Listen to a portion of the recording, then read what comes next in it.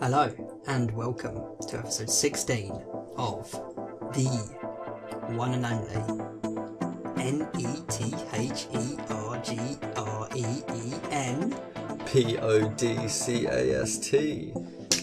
Booyah! I can't spell, so I have no idea what you just said. We said the Nethergreen Podcast, that's right, it's us, and we're back. I am your host, Hector. And I'm your other host, Bradley. How are you today, Bradley? I'm good. How are you, Hector? I'm miserable. Man, that sucks. You should elaborate. I've been working 60-hour weeks and I barely have time to see my best bird. That really sucks. Well, while you've been doing that shit, I've been writing scripts. Have you? Yeah. You're still trying that? I've actually written something that's pretty damn good, if I do say so myself. Not to suck your own dick? Not to suck my own cock. Or mine, of course. Or yours. I wouldn't want to suck your cock, Hector. No one wants to suck Hector's cock. No one. Fuck you. Fuck you, Hector, for being so self-deprecating. Well, guess what? My name's Bradley and I got a smaller, even smaller, and even less people want to suck my cock. Man, oh man. That's not true, because I, Hector, would love to suck your cock. You know what? You've got me there. Yeah, you've got me there. Hi, we also have a special guest on this episode. I'll let them choose their own name, because they don't have to go by their own name. Yeah, that's They can fine. go by anything. Hello, I'm Mia. Well, it's been said now. It's been out in the open. Yep. So It's we've got Mia. Hector, Bradley, and Mia today on the podcast. Yeah. But just for clarity's sake, you guys would never guess this. I'm actually Bradley. Oh my that God. guy there, that fool, that sad clown. You can't see him, but he's wearing makeup. He's pathetic. This sad clown here, this is Hector. Look at him. And I'm actually Bradley. Whoa, plot twist. I wasn't prepared for this one. You know what? You might have to just end the episode here. Thanks for listening, guys. See you soon.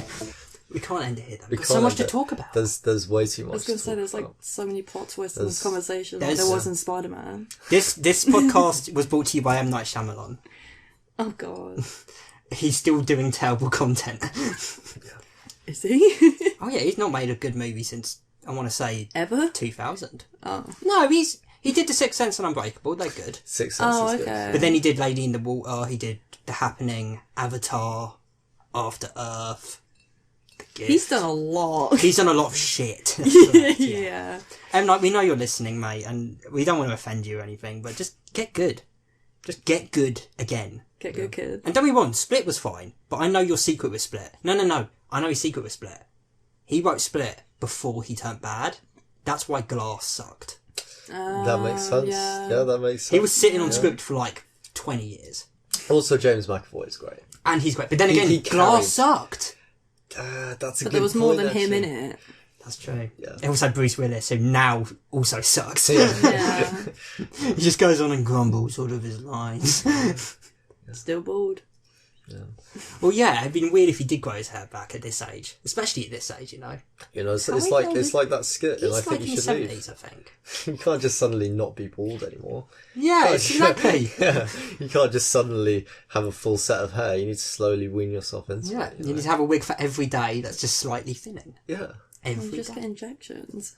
No, it needs to be a build-up. You can't, one day at work... Because they're going to know you were lying, and they're not Yeah. going to trust you anymore. One day at work you go in bald, and then the next day you've got a full set of hair. They're going to be like, what? Who are you? You got to slowly do it, So you start off, you get a wig, and it has like a couple of strands of hair. Yeah. And then you get another one which has a little bit more. Like just patches. And then after months, you've now got a full set of hair, and no one's noticed. And then you can upgrade to the beard kit. Yeah.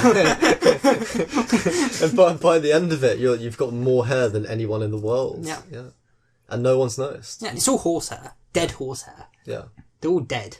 It's all the horses from that horse meat epidemic from like 2014. Oh my God, the Tesco horse meat, Tesco's. yeah. By the way, I was eating steaks around that time. I definitely ate a horse. Mm-hmm. I didn't recognise it, so it probably tasted great. I mean, they're probably about the same as a cow. Exactly. They're probably about the But same. they are more... Similar meat content, similar diet. Exactly. But they are more majestic than cows. Yeah, they are. Big time. Yeah. Cows are just like big, lumbering, farting creatures. They're fools. They're arrogant fools. They just eat grass and farts. That's all they do. Whereas horses, they're. Have you heard about that thing about how cows can apparently tell the weather? Yeah, they lay down Yeah. if it's going to rain. Yeah. Yeah. Because they keep their own spot dry. Yeah. Yeah. Yeah, cows are supposed to be actually quite smart. What other weathers? Yeah. What other weathers did they warn us about? You don't want to know.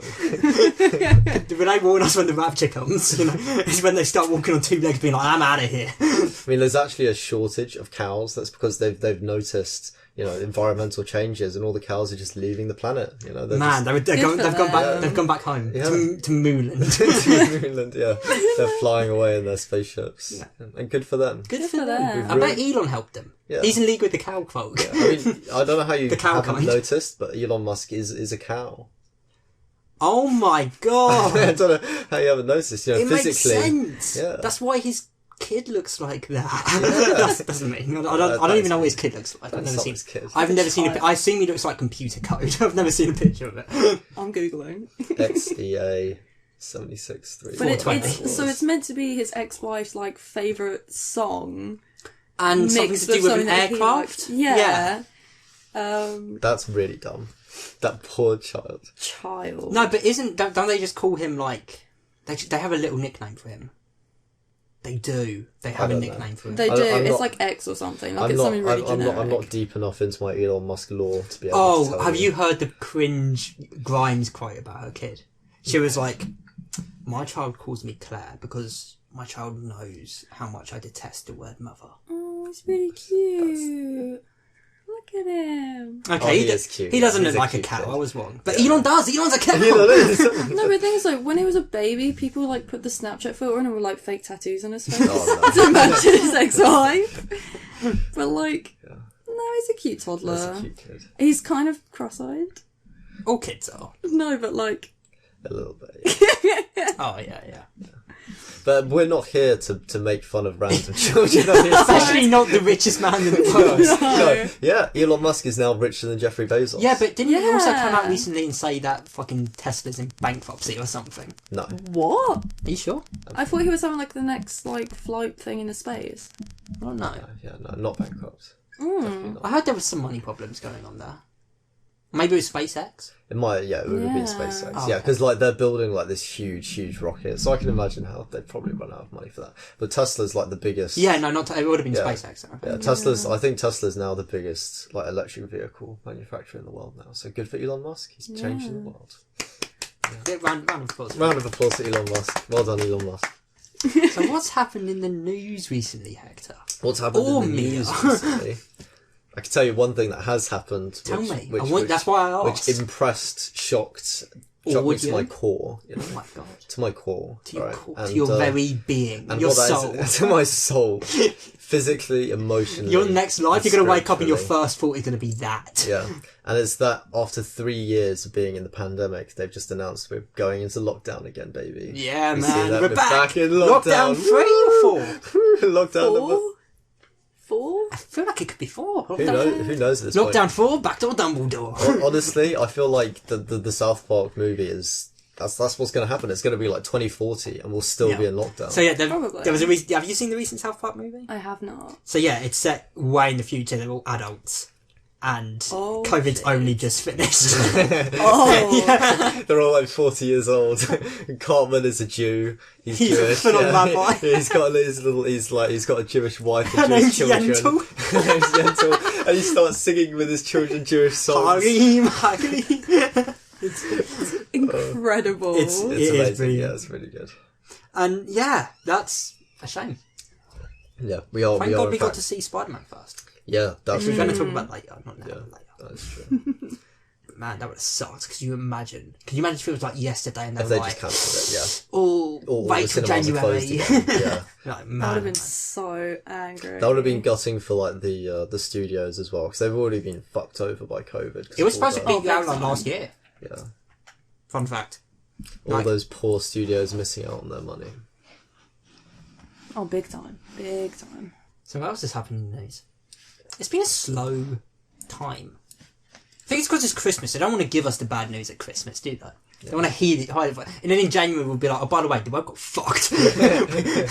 Like, yeah, they just... what else has happened? I think they're only, like, being quiet about it because the whole stuff about the Christmas party last year. Oh, yeah, that happened too. Yes, I've seen that all over Yeah. Instagram, how the I forgot Tories about had that. like a They Christmas fully were like, party. yeah, we're in full lockdown, but they ended up having a party in town, 10 Downing Street. Yeah. Just like it was like nothing. And like I'm pretty sure people got COVID from it. Good for them. But like, it's ridiculous. them. People going in Parliament like showing stories being like, people couldn't see their dying like relatives because of COVID, but then Boris is out there doing shots with his like co-workers. Like Incredible, stunning. Yeah, Stunning and brave. it is stunning and brave. Yeah. I don't like him. I don't like him. You know what, boss? I know you're listening. I don't like him. Yeah. We know you're listening, Boris. We know you're out there. He's a dick. Yeah, But the thing is- we didn't ask him to listen. He found us on his own. Yeah. He was jogging one day. I think jogging. all politicians are dicks. Yeah. Yeah. All of them. I think all of them are. Like, it doesn't matter if it's like, what is it, Tory and what's the other one? Labour. Labour. I think all of them The are one going to you're be. I think, huh? I think all of them are just generally bad. Every politician never goes their full potential No. like they promised to. Yeah. They never go with all the promises because then that's being like over offering to people, the public. Like they say, yeah, we're gonna like lower taxes and do random stuff like build more schools And build a wall. Build a wall. and build a wall. Even that one didn't fully get finished. It got taken down as soon as Biden came in, which I find fascinating. I mean, they didn't even finish the wall because it was No. like way too big a project. Yeah. Because it was dumb. Oh, but Nethergreen's not a political podcast. Nethergreen is not a political We podcast. talk about hijinks fun and things. goofs and Yeah. gaffs and gifts. Here's an interesting thing, which is slightly less political. It was announced by NASA officially this time. The first time it's ever officially been announced by like a government recognised organisation. That the sun is far away. No. We have 11 years to stop pollution or we will go extinct. And that's Yeah. actually factual now. It's been Yeah. released by NASA. We actually unironically have 11 years to stop making pollution or that's the end. Wow.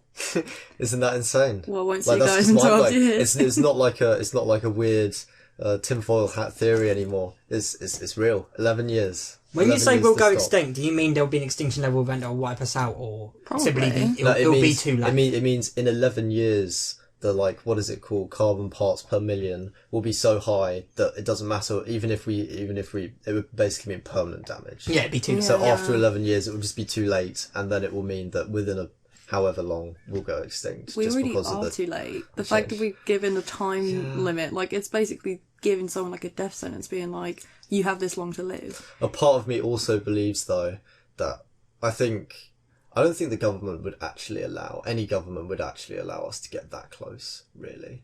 I think I don't think that's true. I don't think it's true, no. Really? Do you not? It's all about wealth and possession. Look at COVID. Look what happened with COVID. Yeah. I can tell you why. And the reason why is China. China. Now, China is honestly, they're our most recurring enemy on this podcast at this point. They've It's been the China. root of all of our problems. Yeah, China. Their censorship and their lies. No, there's Their an propaganda. example of it. There was a town close to the capital of China who was like damaging the surrounding areas of China and causing people to die, and so they dismantled the entire town and made everyone there homeless. Like, they didn't care. They didn't care about all of the money and wealth in the town. They just completely got rid of it. All of the businesses there gone. All of the factories gone. They didn't care at all. So I believe that China wouldn't allow. I don't believe anyone would allow the world to get that close. That that would just be the end. So what, do you think that's all just lying to us? I believe that the official It's announcement. a ransom. They're going to kill us. I believe the official announcement of 11 years is there to to indicate. So, what, to you scare think it's like people the into doing 2012 it. thing where it's like the world's going to end in 2012? Like, do you think it's going to be similar to that where people amp it up to like the day 2032. and then nothing happens? I mean, Yeah. I honestly believe if it was a situation where we need to stop all pollution this year or the human race goes extinct, like, the governments would just turn fascist. Like, they wouldn't allow. I don't think the people in power of the world wouldn't allow the human race to go extinct. Yeah, Like, but that's- you underestimate the will and stupidity of the human race. Yeah, This is massively. True. This is true, but I mean, I feel like they've done a good job in some countries, not really Western countries, like in some African countries with COVID, they've kind of like done that essentially. Obviously, not like to the extreme of like, you know, like real fascism, but like I think if there was something really serious, and COVID's an example of something that's really serious, the governments would do something about it. They wouldn't just allow it to happen, you know, because loads of businesses have gone bust because of COVID. Debenhams, fucking Topshop. These are like huge billion-dollar companies that went bust. Like I don't think they care about money if it's like something that's actually serious. The government do, because they're not getting taxed. Yeah.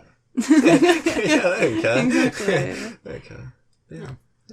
So it was a political subject. It was political, but it was positive. You know, it's positive. You know, Was it? Well, it started We're going off- to die it in started 11 off- years. It started off negative. We've got 11 years, but the positive spin is that I don't believe that the government would allow anything serious to actually come close to happening. I believe that something would be done. They wouldn't just allow extinction to happen. Like, of course not. Of course not. If they wouldn't allow COVID to run rampant through the country and they've closed down businesses to stop that, of course they wouldn't allow us to go extinct. Like, But they have. That's the thing. oh, but we don't know that yet. We'll find out in 50 years. 50. Yeah, we'll find out 11. in 50 years. Yeah. God. Well, what a lovely wake-up call, you know? Yeah. So everyone, stop doing polluting, clean up your litter, recycle. But you know what? Actually, everyone? No. Big companies? Fuck off. Actually, Amazon? Yeah, you've got a Fuck good point. off. Yeah, you've got a good point. Yeah. Stop This is blaming the the thing. little guy That is when the such a big good guy point. is spunking all the pollution in the fucking air. This is such a good point because you always see things like, oh, It's the everyone needs to gamers. The recycle. gamers and the PS4s are causing... What? Yeah. Oh, yes. Yeah, I saw that. Yeah. Yeah, they blamed a huge portion of pollution to people using computers and gaming. Wait, Now, seriously? let me Yeah, tell it's you- not the companies now- dumping oil Now, in the let me ocean tell or you, 'cause I anything. saw this post was huge on like, there are loads of like things on Instagram that posted it. Lab Bible was one Yeah. of them. And there is a huge flaw in the statistic. The statistic was all pollution caused by electronic devices. Yeah. Gamers make up like less than 0.1% of all electronic devices. The big ones are like servers from companies like Google servers, like company servers. Yeah. Not Amazon people, alone, yeah. Amazon, not people gaming. Me playing Minecraft is destroying the world. They're the ones staying inside Course and keeping not. the little within their space, not No, just you know- chucking it out their car window or I've- even just polluting the planet in total. I reckon it was a Karen who did that, and they were like, I just want my kid to stop fucking gaming. This is what I Oh, tell him. big time. I tell him he's Big killing the time. world. Yeah. He's killing the world and he's killing his relationship with me. Man, could you imagine that? Imagine if it was actually us. Imagine if we like died, we went to hell, and we were like, why are we here? And the devil was like, you gamers destroyed the destroyed planet. the planet. Because of Fortnite, you're here. Hey, the Nazis are up there. You guys are worse than them. All those big Chinese factories pumping out smoke, they were trying to save the world while you were destroying it. BP oil? No, mate. No. They did more good than you did. And they apologised for it at least several So times. many times. We're sorry. Sorry. Sorry. Sorry. Oh, man. You know what? I want to bring up a topic, and it's completely out of left field, but I've been wanting to talk about this for several episodes of the podcast now. It's been killing me because we always just miss it. Like, we'll finish the podcast and I'll look at my phone and there's topics and I'll be like, oh no! The one topic I forgot! Again and again! I want to talk about this. Actually, I've got one thing to bring up first. I'll allow it. I'm just kidding. I'm just kidding. I want to talk about the new season of Dexter. Subtitled Dexter New Blood. It's been 8 years. Yeah, it's been 8 years in real time, but it's been 10 years in the show since the final season. Now, who's watched Dexter? I watched the first couple of seasons, but I never got to finish it. I would say, I mean, if you can watch it all, watch it all. Yeah. If you can't watch it all, watch watch the season, I want to say the end of season, maybe 5, and then read the Wikipedia articles on the others. and then get into New Blood. Okay. Because man, oh man, season 8 specifically of Dexter, it's actually it's cool. It's funny because season 4 of Dexter, which is about a serial killer called the Trinity Killer, played by John Lithgow, amazing actor, an amazing performance. I think season 4 of Dexter as the greatest season of any TV show ever. I'm not exaggerating. The greatest season of television ever made. What, above Doctor Who? Above Riverdale? Yep. Oh. Kidding. above Coronation Street? Yeah, all one of their seasons has lasted thousands of episodes. I genuinely do. Because it's just so fucking solid and compact. It's one, like, there you go. Here's just a perfect season of television. Everything you could want from this show, everything good about it has been heightened up to 11. You've got a new threat that's the greatest he has ever faced. He is facing personal stakes like he never has before. All of it's just ramping up and up and up. And then the season finale comes and wham, it hits you with a twist at the end. That, man, fuck me. The twist at the end of season 4 was so big and groundbreaking that it practically destroyed the rest of the show forever. Because it was never going to get as good as that. It didn't help that they then changed showrunners to Scott fucking Buck. Have I talked about Scott Buck on the podcast before? Scott Buck. Scott Buck. Oh, where do I begin with this fucking guy? Fucking guy. I know you're listening, Scott. Alright, here's my problem with Scott Buck, alright? He's done and ruined 3 separate shows that I've watched.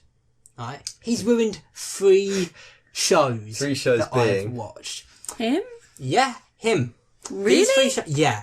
So this guy... I hate this guy already. I Google a lot. Me and my homies hate this guy. All my homies hate this guy. So the 3 shows that he's done that have been awful was 1, he took over on Dexter. Now, he took over on seasons 5 to 8. 5 is fine. It's not as good as 4, but season 5 is fine. Season 6 is when the cracks really start to show. 7's okay. 8's one of the worst. That's why it was funny, because season 4 is the best. Season 8 is one of the worst seasons of television ever made. Season 8 is fucking horrific. It's a train wreck from start to finish. See, I feel like it would be easy to do that if it's 4 seasons after the best of the show. And you completely change... But yeah, the reason I hate Scott Buck is 1, Dexter. 2, he did Netflix's Iron Fist. Did you ever watch Iron Fist? Yeah. Notice how it was a bit shit? Yeah. Yeah, that's Scott Buck. And then he did Inhumans. Did you ever watch Inhumans? No, but it's on his what was it called? IMDb. Yeah. Alright, Inhumans is so bad. It's the only thing that has been officially stricken from MCU canon. Jeez. Officially? How officially? Because Kevin Feige has said for the other shows like Agents of S.H.I.E.L.D. and Daredevil and all that stuff, he's been like, well, these could be canon. Inhumans is the only one where he's been like, no, this isn't canon anymore. This is not canon. He said that. Yeah. It's so not canon that you have to dig deep to find it on Disney Plus. It will never, ever appear on your homepage. Ever. It is in the last corner of the Marvel page on superheroes. The very last thing you scroll to on the last row is Inhumans, because it's so universally hated. Scott Buck is why. Yeah. So Daredevil was a train wreck, a fucking car crash, whatever. I combined both of those independently. A train crash. Yeah. But this new one, yeah, it's back, because this is the original showrunner, so the guy who did the first 4, including the best season of television ever made, season 4. And I won't honestly, anyone listening to this, if you disagree with me, I want you to message me, give me what your suggestion is. I'm going to debate you. I'm going to win. Yeah, you are good at debating. I'm going to win. Well, you question me. What's your verdict? I've never seen it, so I couldn't debate you on it. Well, what I like call Bradley is he's a master debater. I thank you. Hey, I'm not too bad at debating myself. Maybe I'll watch it and I'll take you up on that offer. Man, I'll watch it with you, because it is fucking. Seriously, every single episode is gold. Just gold. And the last, I want to say 3 episodes, that arc that just prime television. Some of the best television you can get. It truly is.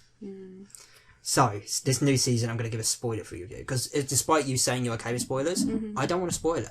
It's that good. I want you to be able to actually properly watch it. It really is that good. So, it's been 10 years when we last left him in season 8. I'm going to spoil season 8 because, again, it's got one of the worst endings ever. You've probably heard of it already. He ends up as a fucking lumberjack in Canada or something because he faked his death. By riding his boat into a hurricane that by the way, he couldn't possibly survive. This was a hurricane in the sea. He rode his boat in it. His boat was destroyed to smithereens, and he survived and ended up in Canada. So he hasn't killed since then. It's 10 years later. It's hard. It's not a spoiler to say he kills. It's Dexter. It'd be weird if he didn't kill, but at the same time, it kind of is. Yeah. Because obviously they want to set it up with the idea that maybe he isn't going to kill. But he's Dexter. He eventually does kill. But that kill is a problem. Because it's been 10 years. He is rusty. And this is a small town he's living in now. Like Twilight Small? Yeah. Oh, okay. It's a small town. Everyone knows everyone. Like, he hasn't just... It's not like Miami where people can just go missing. You know? So yeah, it's... And... how much can I talk about it without properly spoiling? So, he's in this small town, and I'm not going to give too much away, but he's got a nice little life, you know? And he does this murder. Something comes into his life, or someone who shakes things up a bit for him. He really wasn't expecting this particular person to come back. And it's good. They say it's from the previous seasons? Or just someone within that town? From the previous seasons, technically. Ooh, okay. Not the same actor, same character. Oh, they've done that. Well, it's alright. There's more to it, obviously. I'm just going to spoil it because it's in the trailers anyway, and you probably haven't seen the trailers. But it's in the trailers, so I don't feel bad about spoiling it. It's his son, Harrison. Oh my god. And if you've not actually watched the show that much, you might not have even known he had a son. Yeah. He gets a son. No, yeah, I knew. I've heard of the son. Yeah. But yeah, because he fakes his death, he abandons the son, but the son finds him. That's some tea. Yeah. And man, they're calling it a miniseries. It's not really, because the original series was 12 episodes, like a season. This is 10. It's still practically a season. Like, this is a miniseries is like 6, in my opinion. Which, if it was, it'd be over now, because there's 6 episodes out now. But man, it is good. And by the way, there are returning characters from the original. Ooh. At least, and I would say so far, at least 2, technically. I'm not going to name them. That's fine. Yeah. It's been so long, I feel like I won't... One has been confirmed, and you won't know who it is yet because of... But, man, that's a big one. That's a big one. Oh, it's exciting. I need to start watching it again. I'll send you a link to it, because it is. It's Yeah. it's really, really good season. Because I think, like, it was so long ago, it was like, you know, like... It's not on Netflix It was like anymore. one, 2, 3 movies, I think, was Yeah, it? yeah. You have to bleep that, though, because we're not internet pirates, okay? We're not internet One, pirates. two, I mean- She actually movies, said... that's a classic. Thank I'm you. going to bleep that too. She said Netflix. She said Netflix. And I said, They Don't said sue Netflix. us. Copyright? Yeah, no, we wouldn't pirate anything. No, but, like, this is when I was, like, preteen. You know, I know. Stop admitting to crimes on the internet. I hate the idea of smoking and drinking, and look at me now. Yeah. So. Again, we don't smoke, we don't drink, we're good Christians. Yep, we're good. This is a yeah. good Christian podcast. Yeah. For fuck's sake. Amen. Hell and damn. We love you, Jesus. Oh, Jesus. The rapture will happen and we'll all be taken up to heaven by the angels. And the Philiums will roam the world. We're screwed. Shout out to... But yeah, no, it's good. There's 6 Never mind. I was episodes. going to say that. I just realised I was about to dock someone. I was going to say that. That's why I just Oh, continued. did you know what I was going to say? Okay, yeah. Never mind, yeah, no, let's not do that. Yeah. But yeah, it's a good season of television. I'd definitely recommend it. But you should really watch the original first. Yeah. For sure. Because, you know, It's such a good show. it is. And again, we'll watch season 4 together. Yeah. You know what? Season 4 is so good, and it has like a recap at the beginning. We don't need to watch the first 3. We're going to jump right in. Yeah. You'll get it. You'll catch up. I will just talk to you about everything that happens to Yeah, yeah. I mean, this is the thing, like, I know it's a bit of a hot take, but I don't enjoy watching Yeah, I don't Anything. enjoy watching. Well, yeah, anything, but especially TV. Like, I wouldn't really watch TV on my own. The only reason I watch it with you is because we're doing stuff with it, like talking about it on the podcast or like hanging out at the same time. Just having Like, I fun, can't- being mischief, you know? being chill dudes hanging out. Yeah, You know? just cool grooving. I can't get into it. Yeah, I get too bored. The cringe. That was no cringe. Grooving, baby. Surfer That dude was an fucking Austin waving Powers hands. Yeah. When's the last time someone watched... We watched Austin Powers recently, didn't we? Yeah, we did, actually. Wait, you guys on TikTok? There's a whole Austin Powers thing at the moment where Americans are hearing about Austin Powers and like finding him really attractive, but then loads of British people are like reacting, being like, you know, he's playing all these other characters within Austin Powers, right? And it's like a get in my belly guy, Yeah. and all the other ones, and it's brilliant because Americans going, what? No, but they just find Austin Powers attractive. And I'm like, what the fuck are wrong with Americans? They're like the really stereotypical, like butcher teeth, horrible accent. Obviously, it's like what between 60s and 80s. It's kind of based within. Well, when it was made. Like the themes that kind of go within it. It's Oh yeah. I thought you meant like when it was made, but yeah, it's set in the 60s. yeah. I was fucking ages ago, but like. It's just so weird. Like, it's a huge thing at the moment where, like, Americans are doing, like, Austin Power theme parties and they're dressing up as different characters. Cool. And Get then with it's the like, times. yeah. You know what America's also weirdly into? Classic Doctor Who. Really? Do you know? Well, you know how I was saying about how they're animating Classic Who serials? Yeah. That's not the BBC doing it. It's BBC America specifically. There's an BBC America? Yeah. That's news to me as well. Yeah, that's where all the BBC programmes air in America, including Doctor Who. Wow. And they actually... So they fund these animations. We get them first because, you know, Doctor Who is ours. But once we've gotten them and they've been released Blu-ray here, it gets aired in BBC America. So people can actually just watch the full serial in a sitting. Right, I see. Yeah. And honestly, so BBC is the Americans I encourage them to get into it. If it was just the normal BBC, we'd never get those, ever. Yeah. It'd be we would, but it'd be really shit. Yeah. Oh yeah, big time. Instead of really good, which these are. Yeah.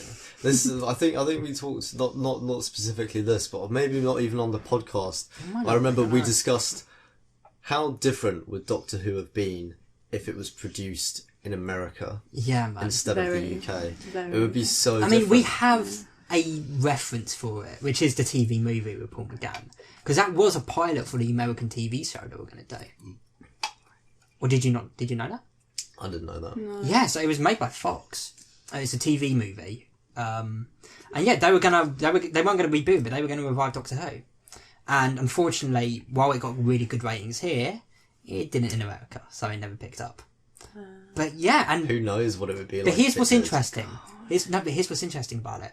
That TV movie became a very big influence on the new Who series here. So, if it was like similar to the TV movie, it wouldn't have actually been that different. Not as different as you might think. Maybe classic Who, but new Who, if it was made in America now, it wouldn't have been that different if it was made in 2005 in America. I really believe it. I mean, the TV movie was 1996, I want to say. And again, it's not that different. The 1996 one, you can tell, is very inspired, weirdly inspired, in fact, by the X-Files. Like, in my opinion. But it's also incredibly camp. Is that weird though? I would say that would be expected. Because that was one of the other big, like, sci-fi. It is, but the X-Files and Doctor Who are very different. They're different in that, but I feel like the genre of like people that would be into it would be similar. So you haven't seen it. It's kind of hard to explain, but when I say it's weirdly X-Files, I mean like the way the Doctor is kind of commanding the story. Like he's like, this was the first time the Doctor was seen as like a romantic. This is the first time he ever kissed a companion, for example.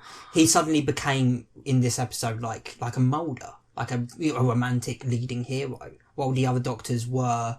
You know, they weren't like Tennant. And again, McGann really did inspire a lot, and the TV movie did too, but the other ones were all bumbly. They never would have kissed a companion. At one point, the fourth Doctor to a companion was like, I'm sure you possibly are pretty. I wouldn't know. Because he wouldn't. That was kind of the Doctor at that point. He was very asexual. He was purely platonic. That's so wholesome. I think that is better. No, that I- makes so much more sense. Why would you introduce that into it? He's an alien. No, I really do agree, but unfortunately, that is a big part of his character now. It's but, to give it the views and stuff to get people's attention. If there's no romance or kind of sex appeal in but that's it, the people fun. aren't that But that's the fun interested. thing about Doctor Who. There's a canon reason why he could be attracted to females, or why he suddenly became like that. And that is... He was nearing the end of his regeneration cycle. Okay. Especially because 10 and 11 were the most romantic. 11 got married to River Song, for fuck's sake. They were constantly kissing and shit. 11 was the last Doctor Yeah, in but that River regeneration Song cycle. wasn't necessarily a human. No, but, I mean, even... Well, let's talk about 10 then, with Rose. Yeah. Yeah. That was a lot. He was nearing the end of his regeneration Yeah, cycle. but I mean, River Song makes more sense to me. Him, like... I don't know. Yeah. Well, I mean, that's the thing, because River Song is human now. Yeah. In the episode called Let's Kill Hitler, one of the worst titles, one of the worst episodes, she gives the rest of her regeneration cycle to the Doctor, but he doesn't take the entire cycle, it just heals into once. Which never made sense to me at all. And it doesn't make sense a little bit later on, where he gives her... Stop it. Where, So sorry. Yeah, so the 11th Doctor, here's how messy Moffat's writing got in the last series of the 11th Doctor's tenure. In episode 5 of series 7, he gives River Song some of his regeneration energy in order to heal a broken wrist. Yeah. But here's the thing. Fucking rap What? on it. But here's the thing. At the end of that series, What episode was that? that was The Angels, where Rory and Amy get. Yeah. Yeah. Yes. But then, at the end of that series, in Matt Smith's last episode, because the War Doctor was introduced, it's revealed that, no, wait, the 11th Doctor is the last Doctor in the regeneration cycle and he can't regenerate anymore. Where the fuck did he get that energy from, then? He shouldn't have had it. He was the last Doctor. It wasn't though, was Yeah, he? I've got nothing. He wasn't Yeah. when it was being written, but then Moffat had They to just introduce the went War into it. Doctor. And Yeah, but what if he just like kind of like has regeneration energy? You know, Just recharged a little. rechargeable. You know, Yeah. he aged. He aged when he was dying. If that was the case, he could have like regened himself at that point, essentially. maybe. But if he didn't want to. have, if he had like that little bit of energy to do something, for, like fix a broken wrist, which you could just get healed anyway with a fucking bandage, but... He started walking with a limp. He had to have a cane. Oh, okay. Went through like whole getting Yeah. old, kind of Yeah. aging, depleting thing. Okay, that does change it a little bit. You're arguing with an expert here, guys. maybe- I doubt you're going to get a gotcha with me and Doctor Who. Maybe he was just keeping it, saving it till last. All I know is Moffat Yeah. wrote himself into a corner, and in one season he contradicted a lot. A lot. A lot. Okay. Have you seen the new series of Doctor Who? We've done a whole, we reviewed them all. I haven't, but I know it was the really good actress. Jodie Whittaker. That's her name.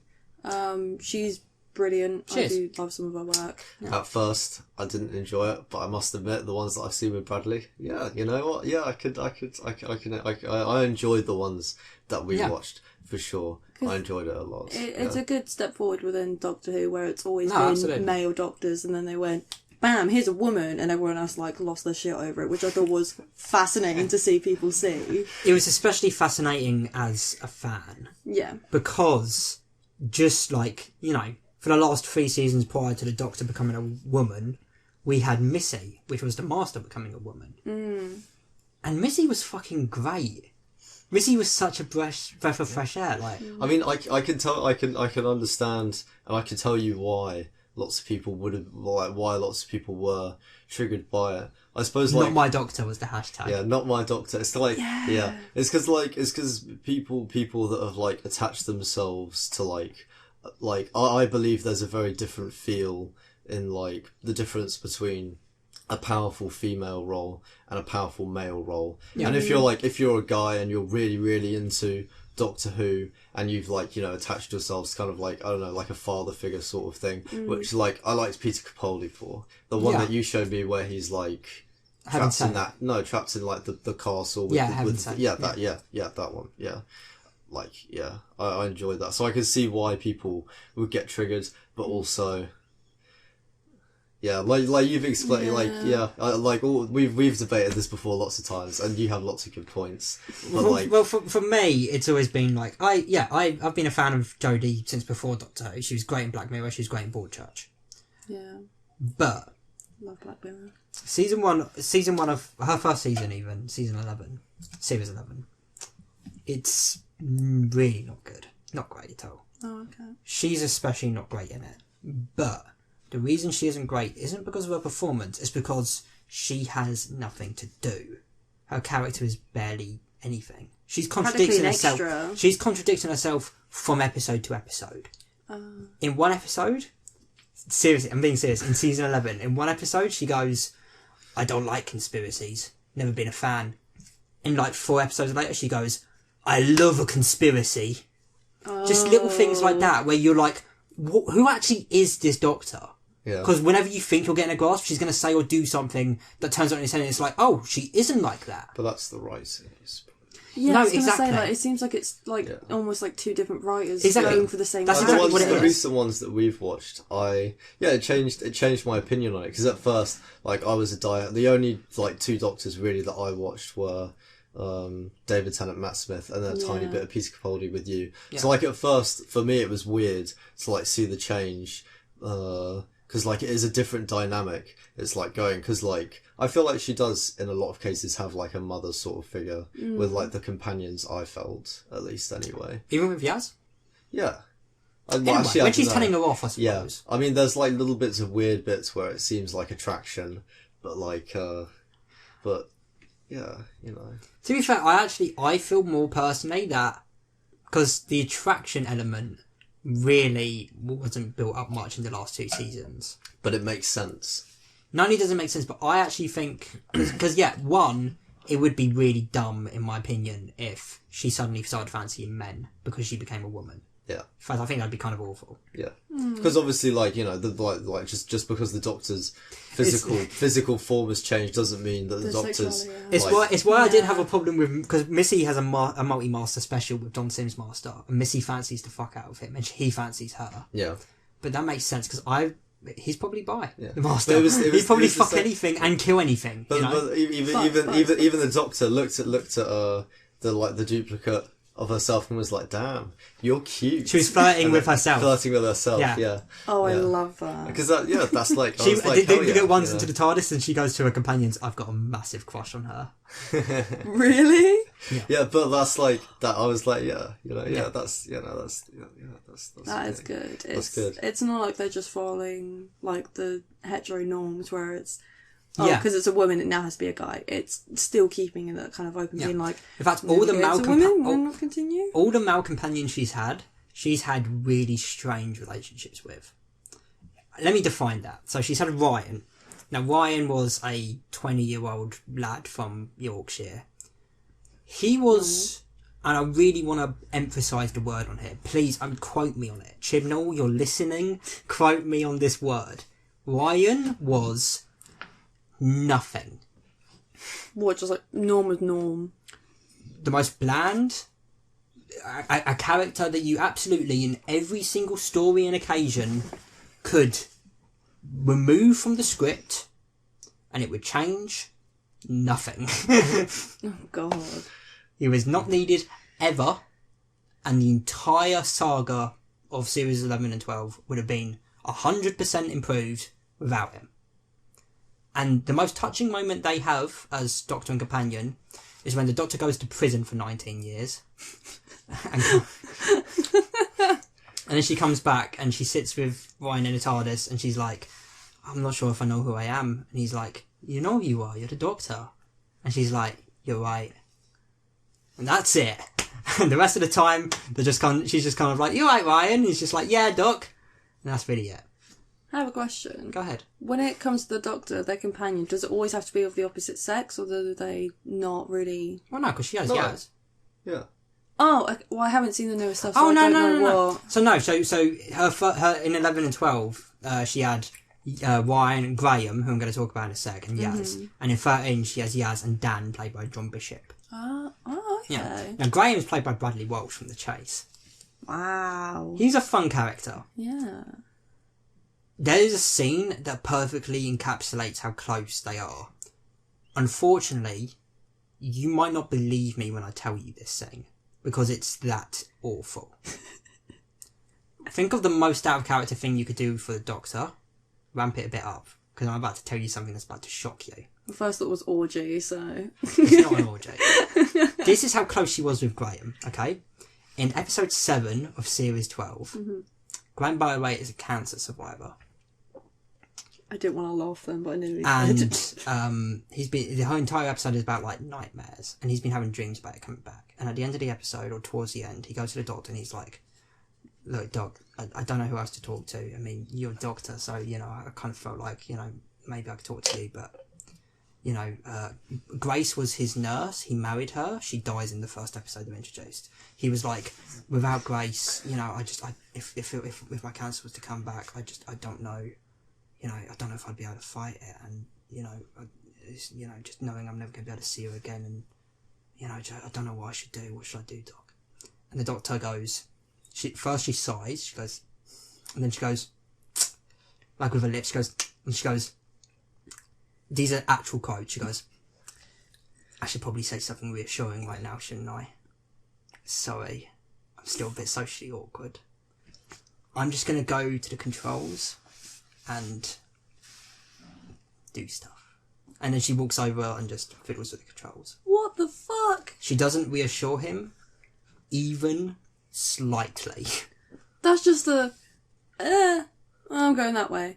Yeah. That's like the worst fucking thing you can do to literally anyone, even in any conversation. Oh, how you been? That's Not totally great. not the Doctor. For Walking away. reference, Yeah. Totally for not the reference, Doctor. I think Tennant or Smith would have given him a massive hug Yeah. and been like, given him a big speech.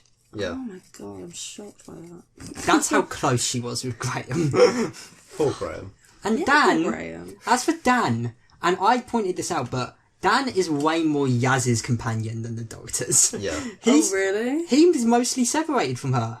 In fact, let me talk about it now. Episode 1, they meet at the very Oh, end. the end, that triggered me. Okay, the Made end of no episode 1 is sense really at all. cringe, because episode 1 is a big 6-part story. Please stretch my leg. Episode 1 of it just throws so much shit at the table. There's about, I want to say, 405 random plot threads just fucking lobbed into this In this episode. one episode. This is, I think, That's an exaggeration, Oh, obviously. throughout all the ones that they did, I think this is one of the things that I said. It felt really rushed. Yeah. Like, it felt rushed. It felt like they just crammed all these ideas into all of the episodes, and, like, I don't know, it just kind of, like... If you want a real number, the convoluted. first episode probably opens and doesn't answer or doesn't elaborate on, I want to say, probably around like 14 actual subplots and questions What? that the audience could be asking. on the first episode. Yes. And then at the very right. end, the cliffhanger has like, the Flux is coming for the TARDIS. The Flux is a big universe-eating event. Yeah. And it goes into the Doctor's face, and she's like, "Oh." And it goes into Yaz's face, she's like, "Oh." It goes into Dan's face, she's like, and then it goes on to random person 1 who we met in the episode's face, and they go E.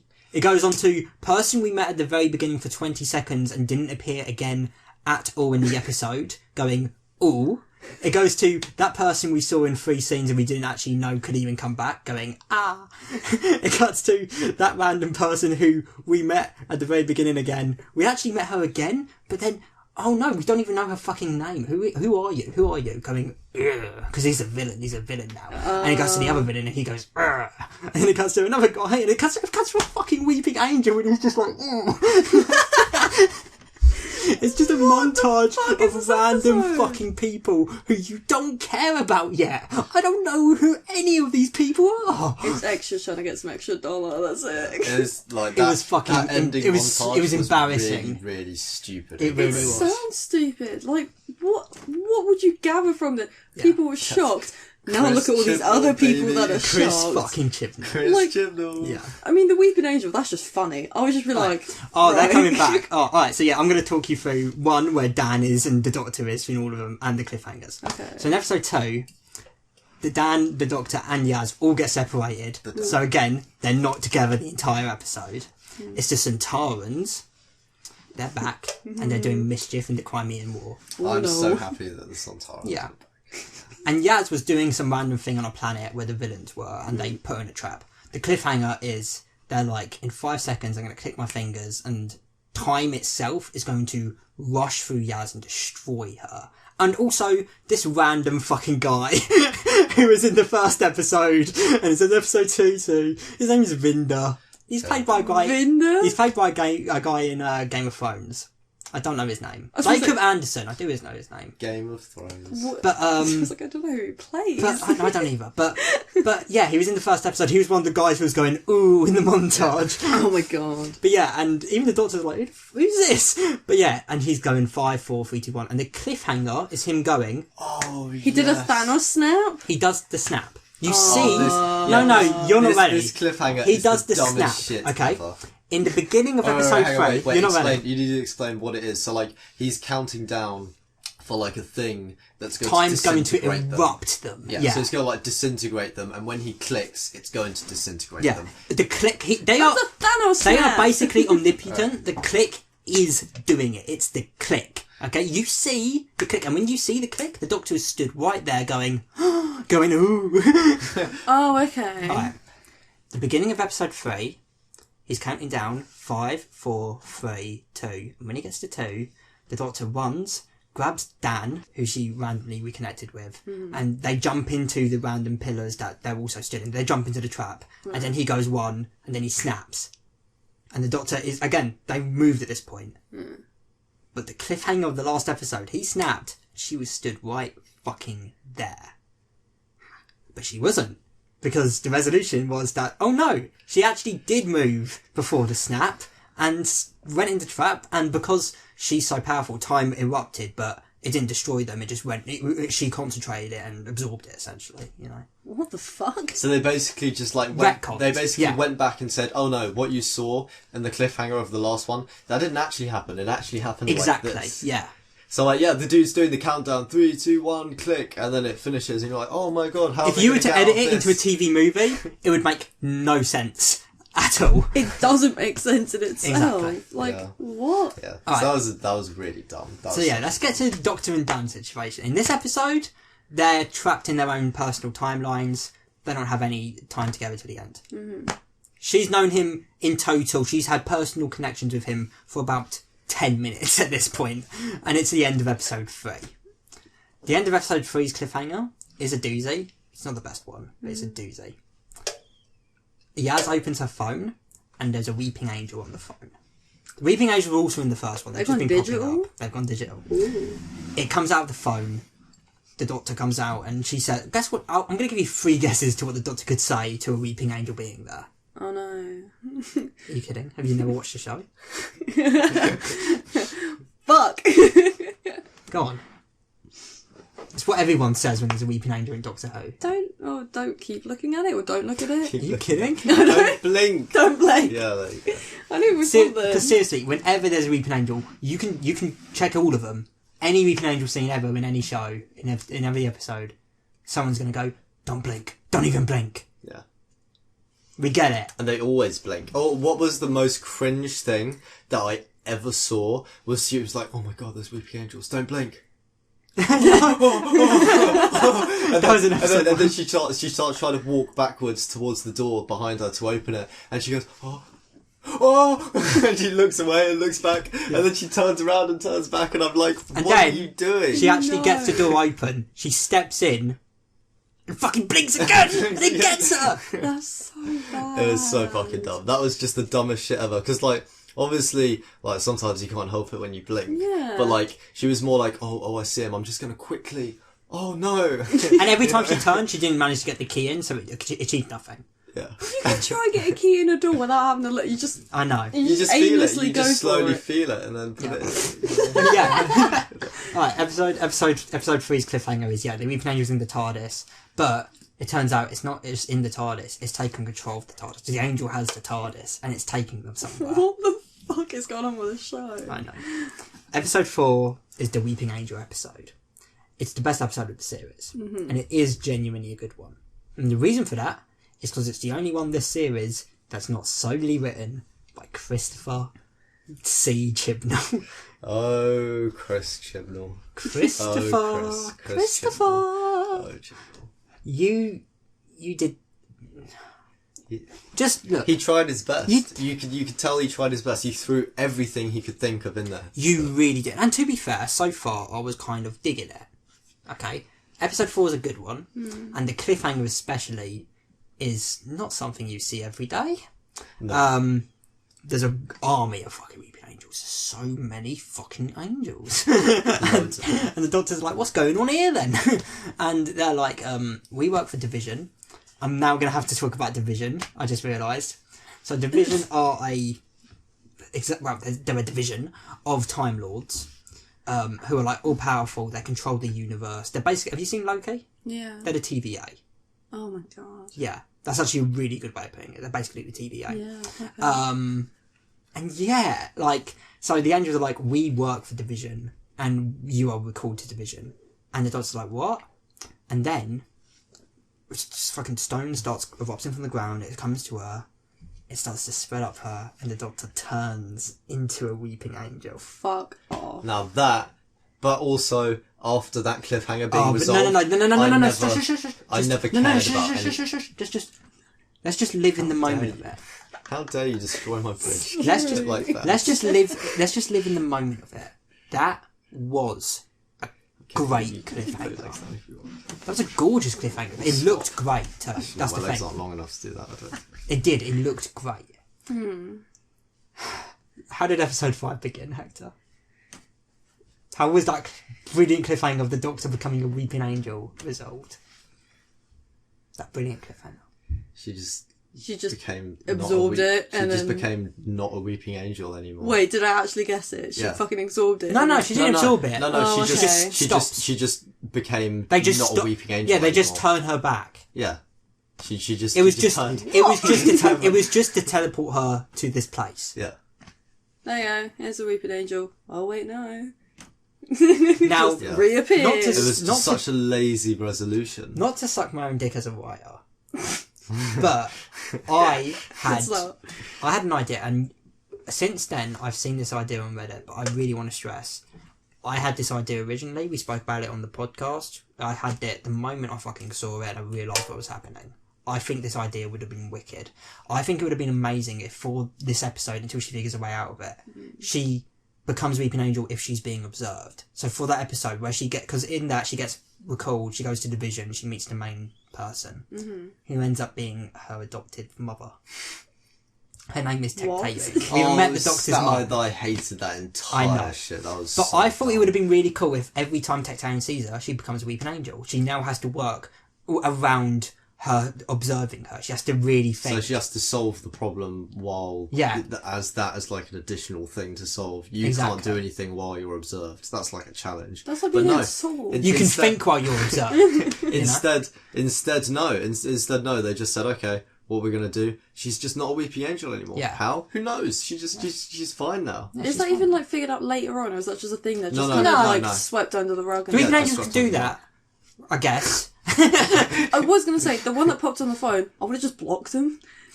Well, that's the thing, the image of an angel. So it was like a picture of a weeping angel. It wasn't like they're called. Like, I was going to say, it wasn't like they fully Weeping angel. faced on them and be like, it was more like they sent a JPEG to her of a weeping angel and it came out of that. just screenshot it. But that would make 2 weeping angels. True. But yeah, so the cliffhanger of this episode is she's with Division, Swarm, who is the main villain, and Azul, who is the other main villain. That's a good villain name. Also, I just want to point out, did you notice that, the red guy looked cool? Yeah. Azure, for some reason, looked really off-putting and creepy. Because it sounds cool. I thought that, the costumes that they had, I thought the red one was cool. I thought the blue one was like really woman? uncanny and The creepy. woman, you mean? Yeah.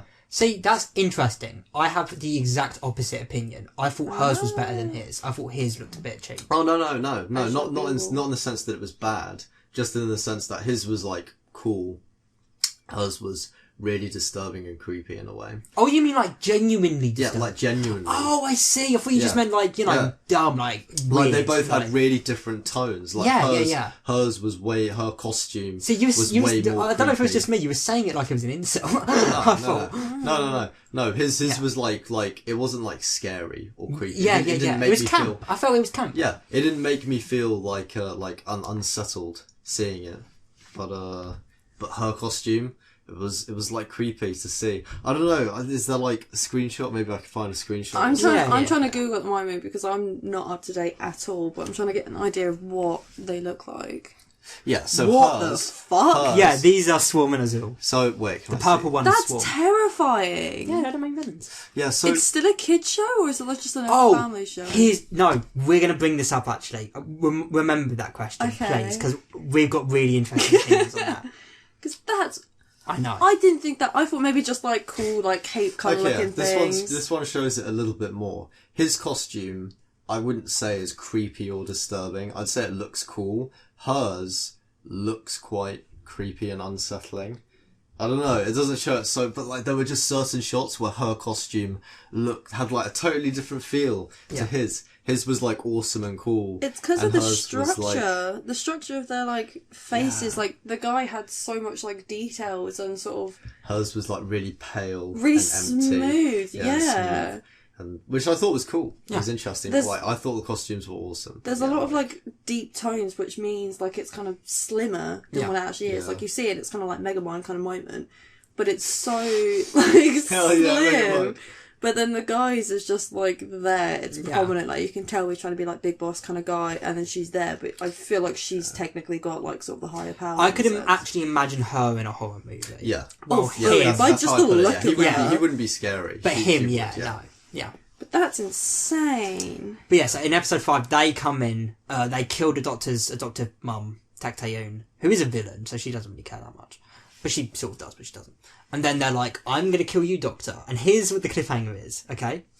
He's about to touch her face. Because whenever he touches someone, they disintegrate. Yeah. When he touches people, they just into dust. Dust. He just Thanos. blows them Yeah. away. Yeah. Thanos dust. Yeah. That's it. So he is about to gently touch her face. And kill her. Now- This moment. Oh, also, this is the moment because he literally just did it to someone. So there are two people. He just there. did it to the Doctor's mum. Yeah, he just Like, so to Yeah. the doctor's mum, he was just like that, and he just swiped through her face, and she just disintegrated into dust. Yeah. And now he's about to do it to the doctor, and then that's the end of it. And then we cut. No. Before we reveal how this cliffhanger ends, here's what I really want to stress. Because here's the thing about Doctor Who. There are some wild fans out there. Mm-hmm. So here's what I would put to Chibnall. Mm. I, on my own, came up with 3 wild fan theories about what could have happened. Mm. Knowing that none of them were going to be true, I wanted them to be as batshit crazy, but technically plausible as possible. Mm. The first, there was an Ood also on the base. Mm. The first was somehow the Ood was going to save her. Mm. I didn't think that was going to happen, but who knows?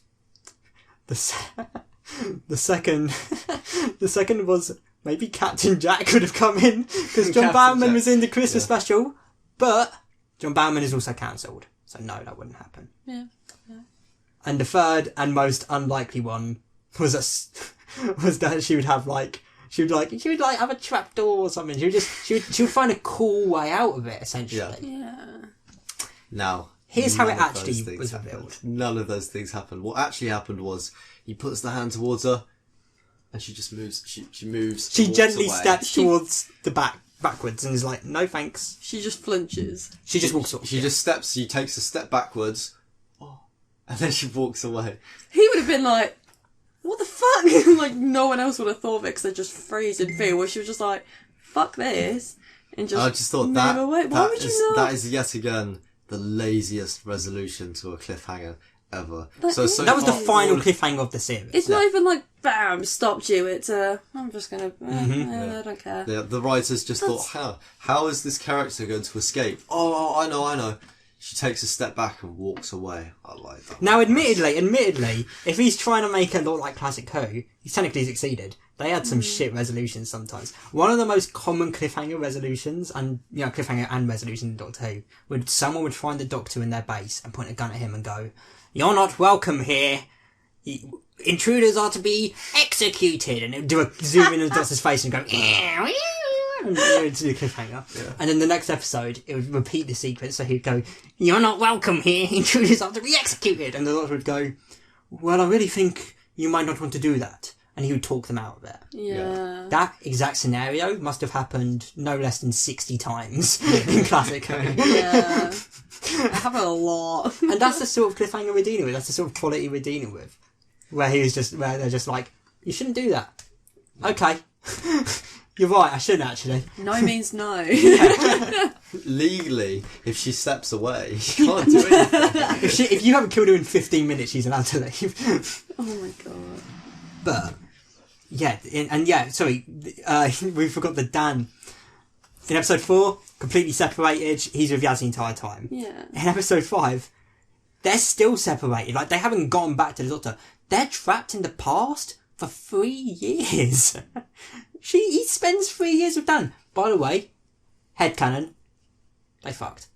They spent 3 years together. They fucked. Definitely. And in episode 6, they kind of get together, but they split up again very soon. Mm-hmm. And then at the end of the series, the Doctor's just like, "Do you want to come with?" And Dan's just like, "Yeah, I do." Fuck it. Again, he's way more Yaz's companion. Yeah.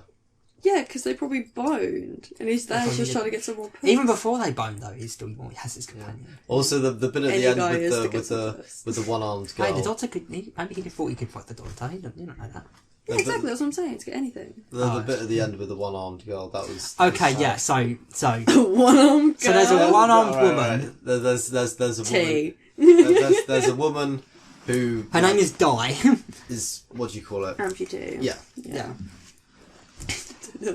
Amputee. She was actually born with 3 arms. They got off 2 of them.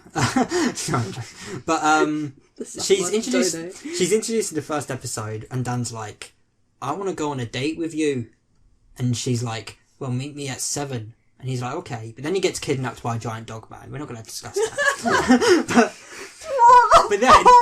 but then when she goes to meet him for the date, he gets kidnapped by the blue lady, Azul. Fuck that. Right. Then we don't see her again to episode 3. And in episode 3, it turns out Azul is holding them hostage in this thing called a passenger, which is like a giant man.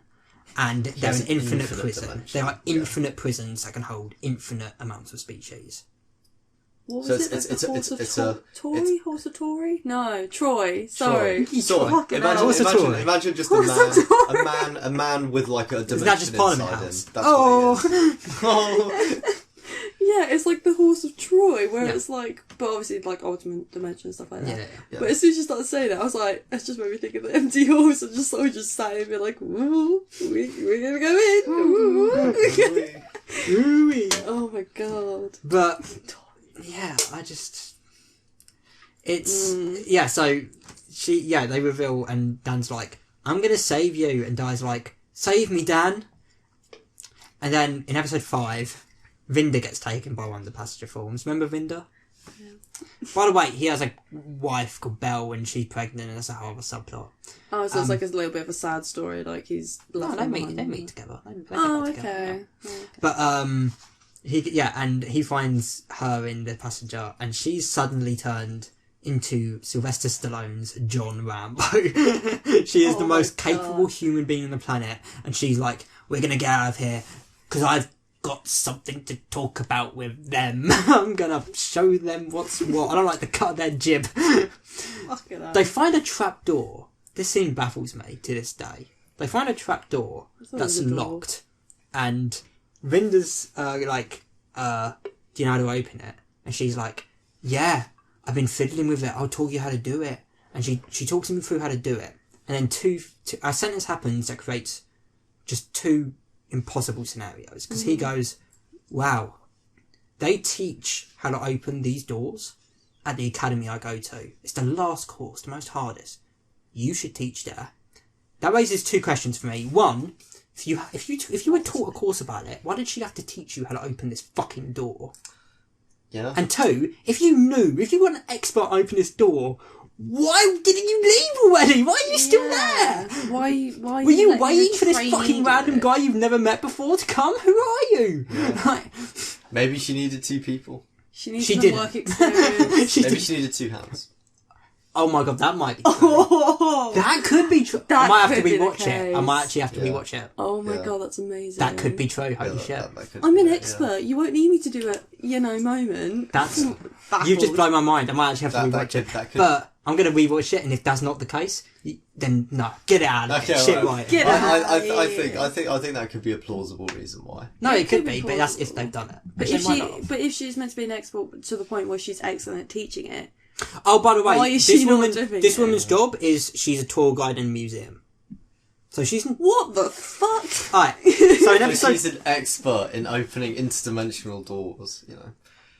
in episode 6, the Doctor reunites her with Dan, and she's like, "You were late."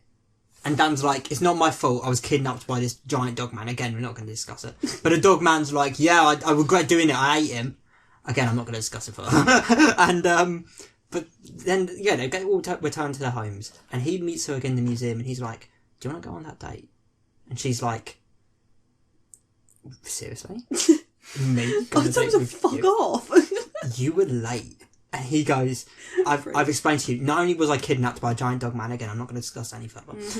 The universe was ending. You saw us save it. You were there. Somehow you saved the day.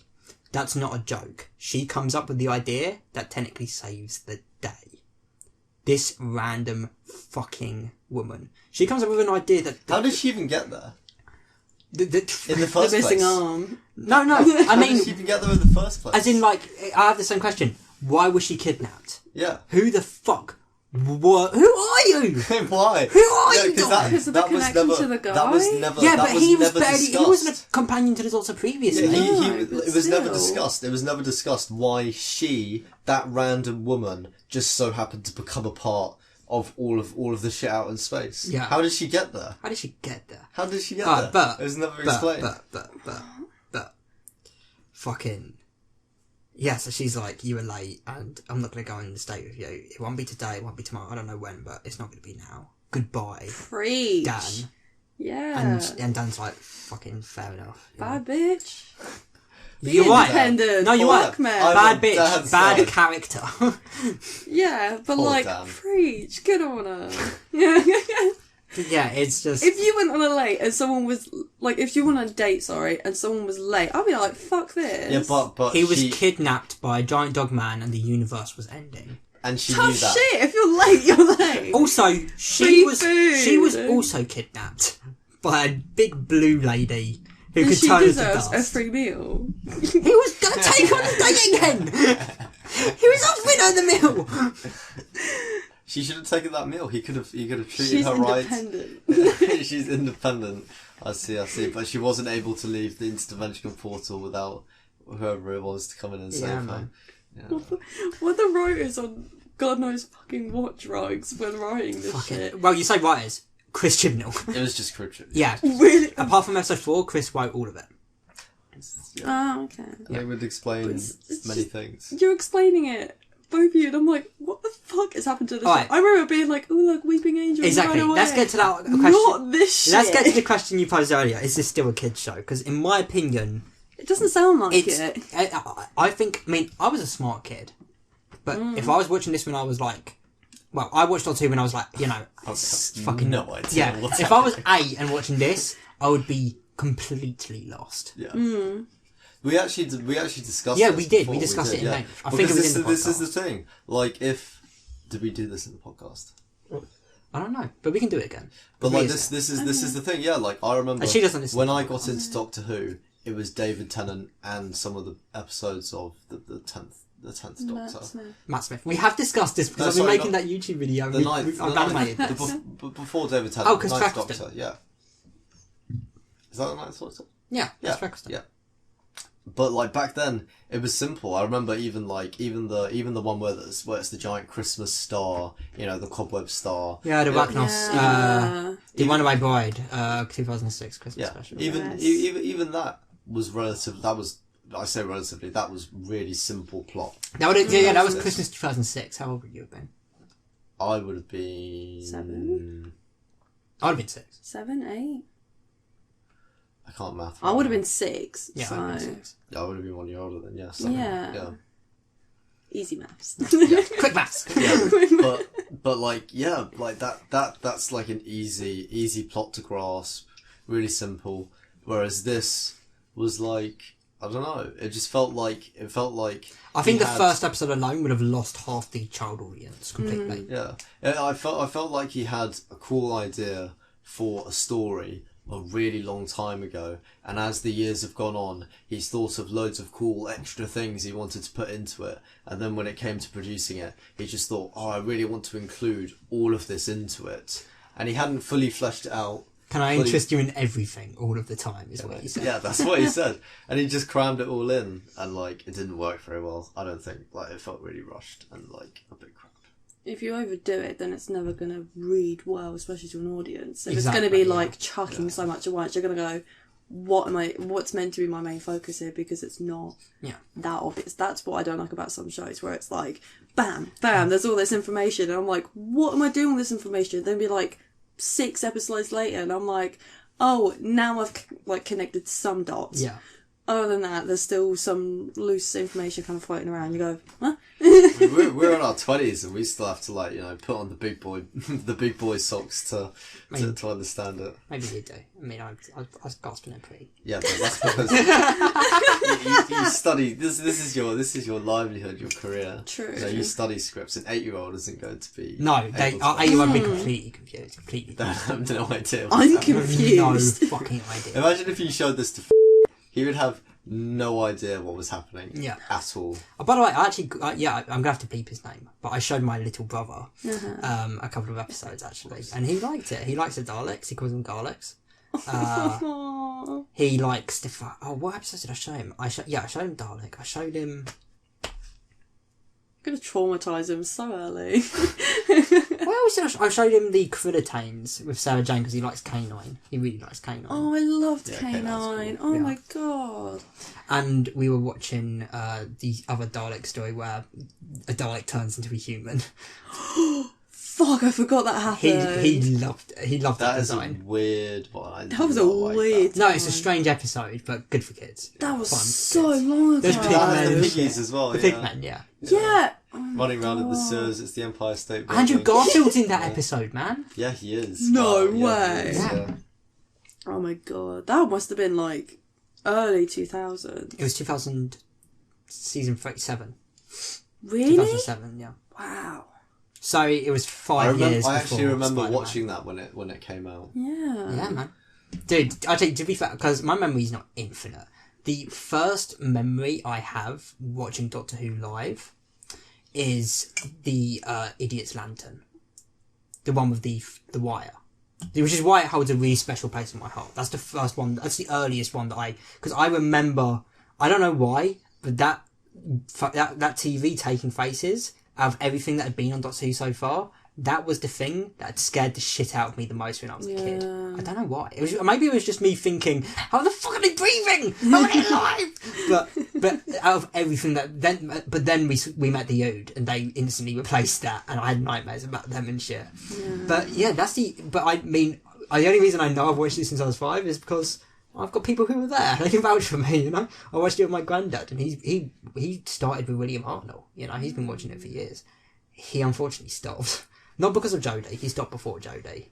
He didn't like Matt Smith that much. It's understandable. Yeah. He's different. Yeah. Babyface. Yeah, he didn't mind David, but Matt was And a they bit kind of like took the whole like romantic section to a whole new yeah. area that I didn't think it needed to go to. But seriously, one of my fondest memories with my stepdad is when Davros first appeared. Because I remember seeing him kind of he was getting kind of excited. He was like, it's Davros! It's Davros! Oh my god, he was with Tom Baker and Peter Davison. Oh my god, like, oh, he's the coolest, he's the coolest. He was going like, I remember that well. And then he regenerates in that episode, and I'll never forget that. As a kid, I was like, what the fuck? Like, wow, yeah. Brother. Doctor Who.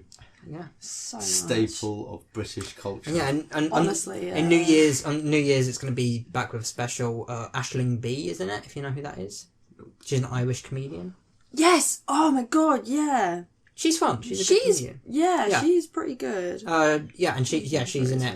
The Daleks will be in it, and it's going to be a time loop episode where they're in like a Groundhog's Day, dying every day. Is it Ashley D? Aisling B. Be like the Tom Spelled Cruise. like Bay.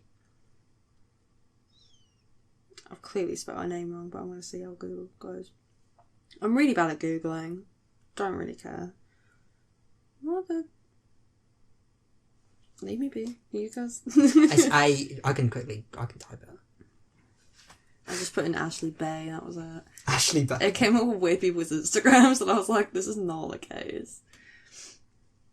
Oh, I'm sure it's I BEA, not BAE.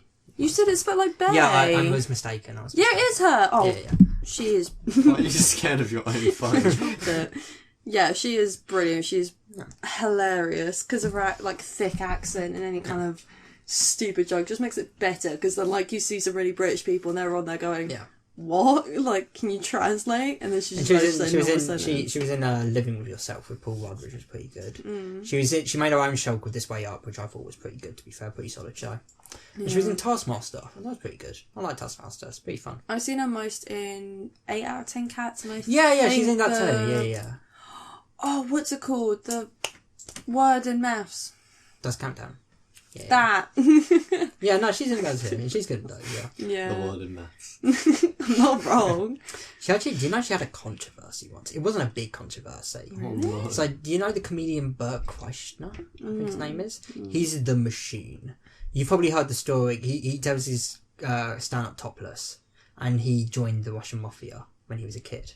He tells a big story about it. How he met the Russian mafia on the train. He told him in Russian when he first met him. He was like, "I am the Machine," and they fucking just took him in, and he spent the week partying with the Russian mafia. Yeah. Amazing. And he's a good comedian, and he's got a podcast, and she went on to it. And during the podcast, I started to have a big conversation about sexism in comedy. But they were specifically talking about a store called the Comedy Store, which is a really famous arena a lot of comedians not only start out as, but just come back to. They love it, you know. It was it was a weird conversation. Both of them were saying statistics, and both of them were telling, like, half-truths. None of them knew 100% what they were talking about. But... holy shit, some of the abuse she was getting in those comments that was bad. She was getting some serious abuse on those comments, man. Really unnecessary. About what? Fucking dreadful.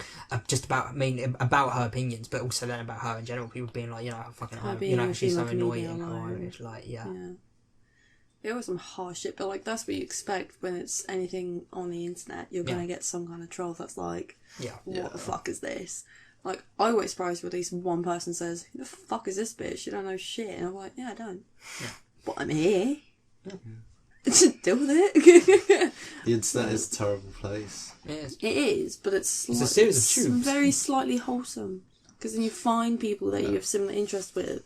Even though they can be massive pervs, you have no idea. See, I think but that's the same in real life. Oh, big time, yeah. Yeah, I mean the internet is just the real world, but all of the bad people aren't hidden anymore.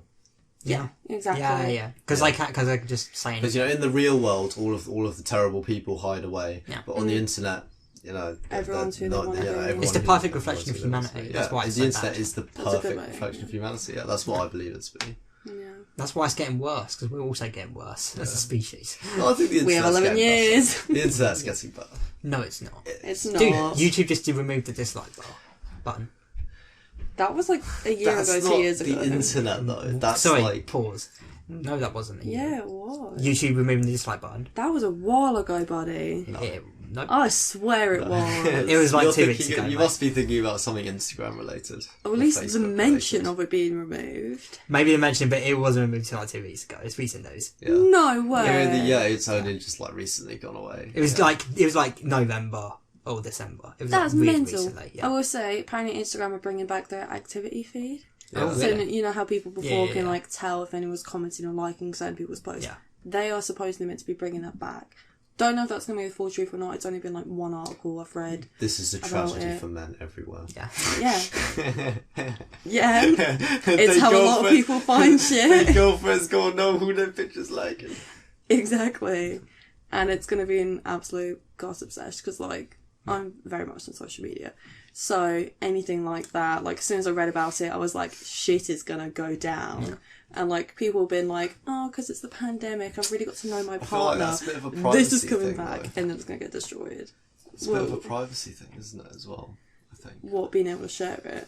No, just, like, worrying that people are going to see what posts you're liking and looking at. They don't care until the sort of, you know, obsessive people that do check. Then that causes drama, whereas people that don't care, I don't care. Well, I mainly like tattoos. I don't give a fuck. I don't give a shit. I'm a cool mama. Literally, it's either like tattoos or memes or random shit that I like on my Instagram. I'm not there liking titties every other minute. What? But like, really? Shockingly, that's not what my feed is. I thought that was what everyone did. My God. So strange. But I'm not kind everyone of that. did yeah, I'm not kind of that. Huh? You're not kind of that. You can live with that. With what? What you just said, that's moralised forever. That's a meme. Your girlfriend's going to hear this. It's a joke, Bradley. It's a Christmas joke. But it's how people find out the truth because of the whole activity things. Because they got rid of it and that caused like a lot of drama, which I found annoying but also fascinating. Because there are certain people you go, yeah, check, and then it's fine. You go, okay, nothing's happened. Yeah. But certain people you like check and you go, oh, they've deleted all these photos. Oh. And you want to know what shit's gone down, and it's brilliant. It's brilliant, and it's like, and you go, oh, do you know what's happened? Oh yeah, it's because of this, or because of this drama. Fascinating. Like any sort of gossip that you've just been out of for a couple of years.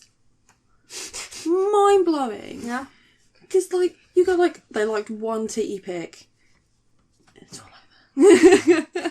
Everyone loses their minds. Everyone goes crazy.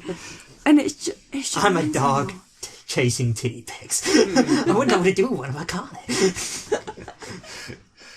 Honestly, it's a love-hate relationship with social media though. Because you can do so much, but there's so much access. And so much toxicity. Yeah. So much toxicity. Anything happen. Like, people have had stalkers that have then gone to kill people just because they've seen pictures on Instagram or because they've made TikToks. And I think that's mental. But I'll never forget what happened to Christina Grimmie, man. That was honestly. She was a singer on YouTube who ended up on The Voice, and she was murdered by a fan at a concert.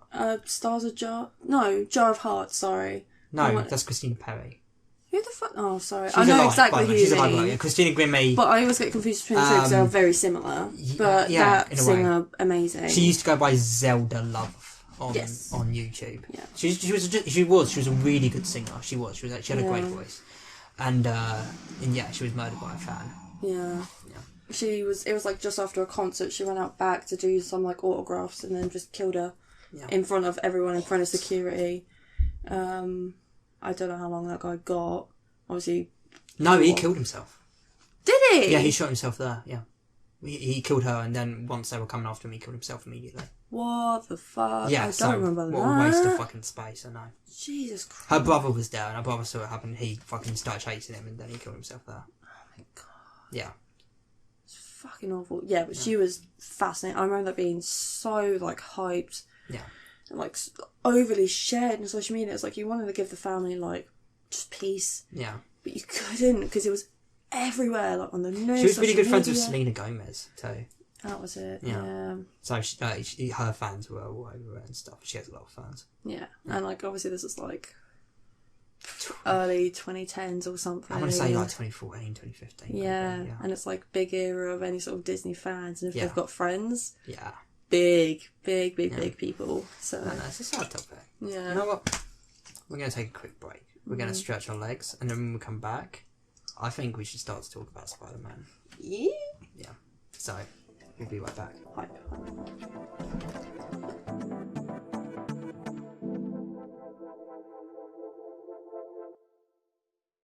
This podcast is brought to you by Chris Chibnall. That's right, he's personally paying for these hate campaigns against him. Thank you. You should actually get into trouble for that, you know. I'm ironic that you could. Like, you could seriously be sued.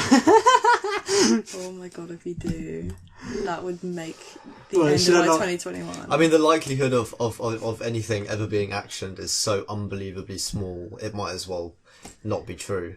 What if I include it, but I also include this conversation about us talking about how it's not real, and if it was real, we'd be in trouble. But it's not real. The thing is, even it doesn't matter. Even if it is real, I think the likelihood of anyone hearing it and then reporting it. He and then doing listens. Something, oh yes, Chris Chibnall himself listens to. He is the FBI. But technically, you could very easily be sued. Even if we're including this conversation, well, I'm specifically saying out loud right now, this is a lie. He's not sponsoring the video, and this was a joke intended for humour. So if I include that, we're good. Yeah. Right, good. This podcast was sponsored by Chris Chibnall. Thank you. It's a real knee slapper, Bradley. Thank you.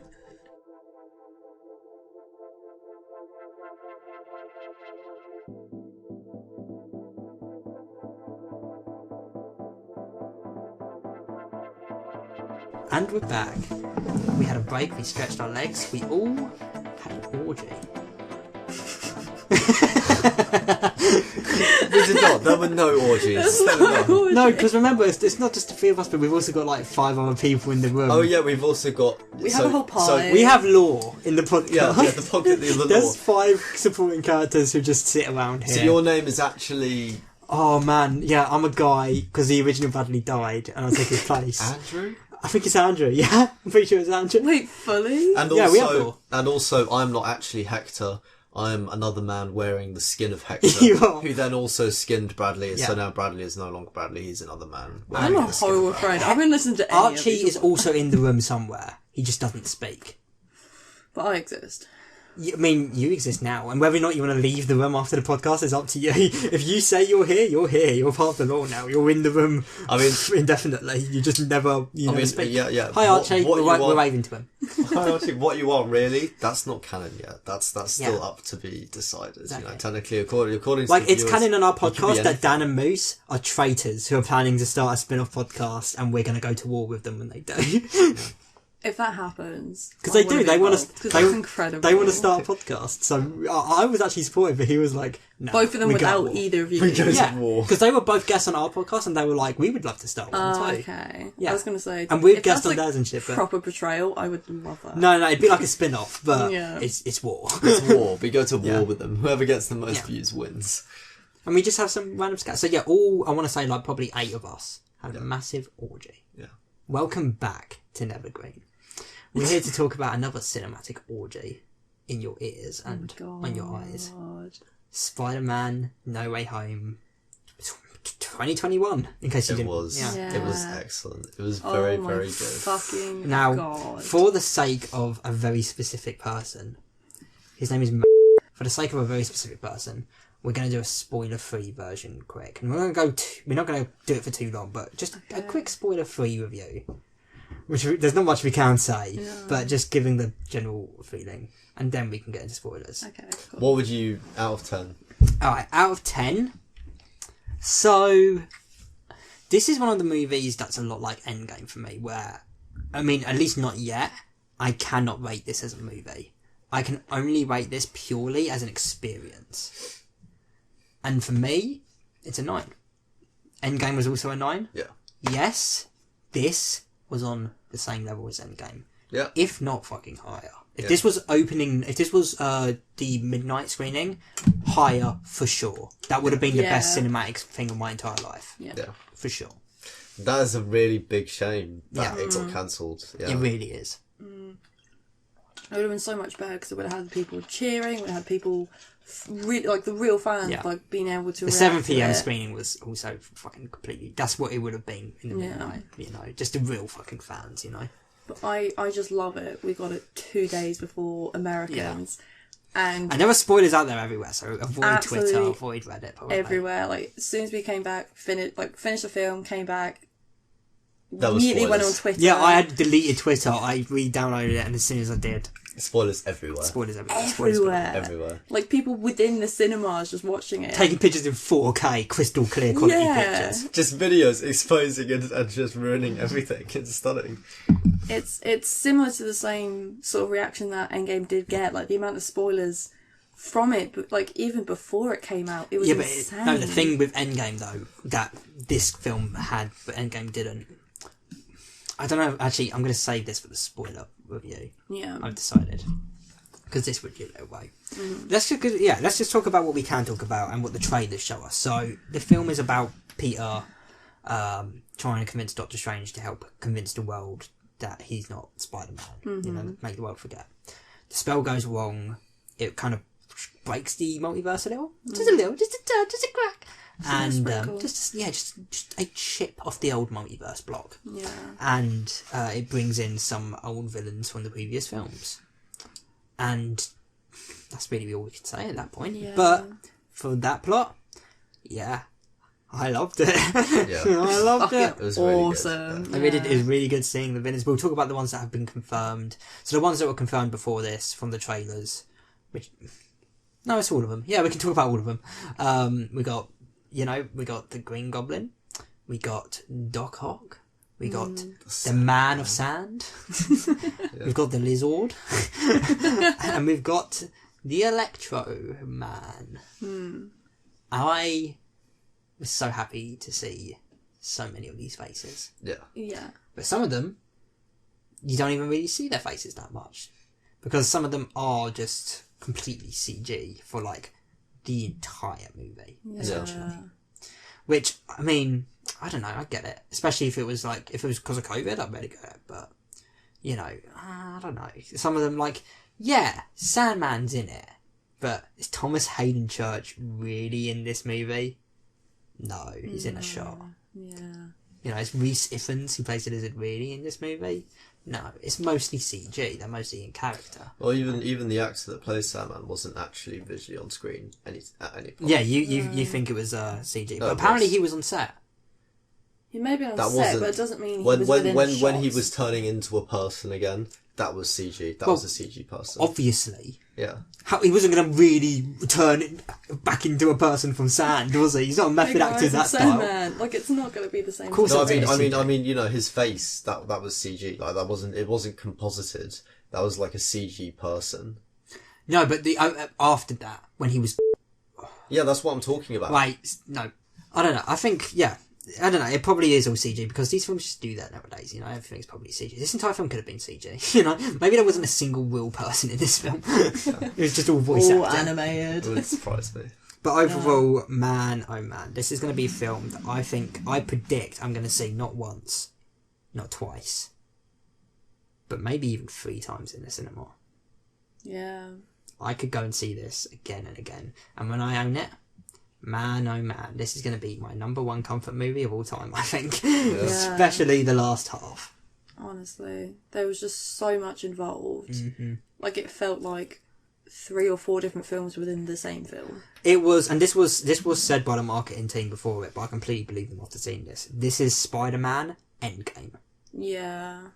It really is. This is you know what? We're getting into the spoiler reviews now. If you haven't seen the film, go and watch it immediately, which some of you can't do yet because it's not out. Americans.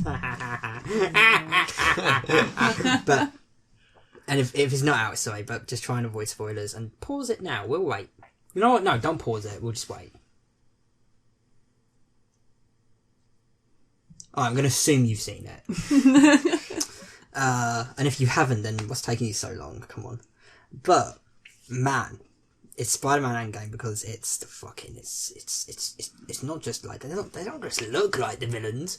These are the villains. The originals. These are the OGs. It's the live action Spider-Man Endgame because they've already done it before. Yeah. Like, they've already done it, but obviously not in live action. Yeah, it's the first live action Spider-Man Endgame. Yeah, and it was really good. It was really The awesome. Sinister Five. Yeah.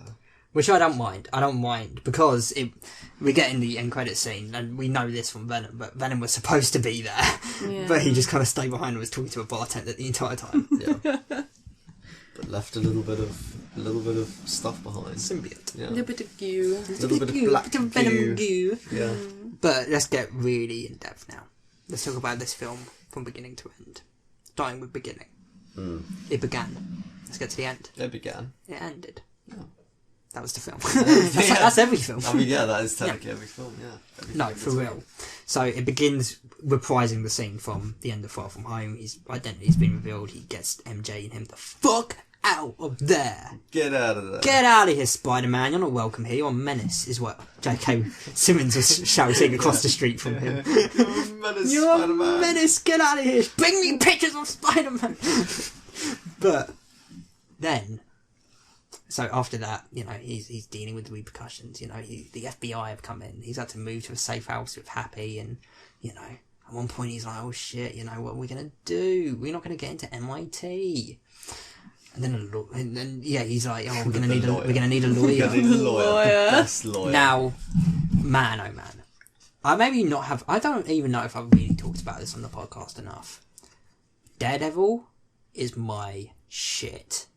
I love that show. I stand that show. And the fact that season 3 never got a steelbook release, but season 1 and 2 did, even though season 3 is the best season, it breaks my heart. Okay?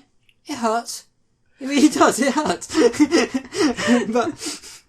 but man, oh man, it's the best. It's been... What year is it? It's 2021. 2021. What year is it? We've been in COVID so long we don't even know what year it is anymore. It's been 3 years since Matt Murdock has last appeared. And when he last appeared and it was announced it was cancer, it was like, that's it. It's over. We might never see him again. Thank fucking God. Because man, oh man, I love Charlie Cox. I love him. Charlie's cock or Charlie Cox? Charlie Cox. That's who. Charlie's That's who. Cox. Good for you. Good for you. Good for you. He is man. Oh man, he's It's the best lawyer. He's a damn really good lawyer. lawyer. How does he do that? I am damn just good a lawyer. Yeah, so in his scene, he's talking to, oh man, I can't, because it wasn't just that. Spoilers for Hawkeye. In the same day, we also get fucking the Kingpin return in Hawkeye. I mean, just a picture. We're going to have to wait till next week before we get the man himself. But like, wow, big day for Daredevil fans.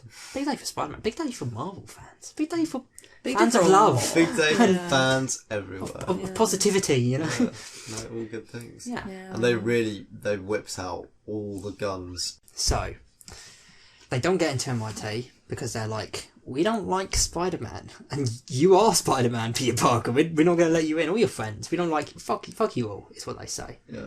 They get a letter that basically says, yeah, fuck you, Ned, is what it says. Ned's letter says, fuck you, Ned. And MJ says, fuck you, MJ. Yeah.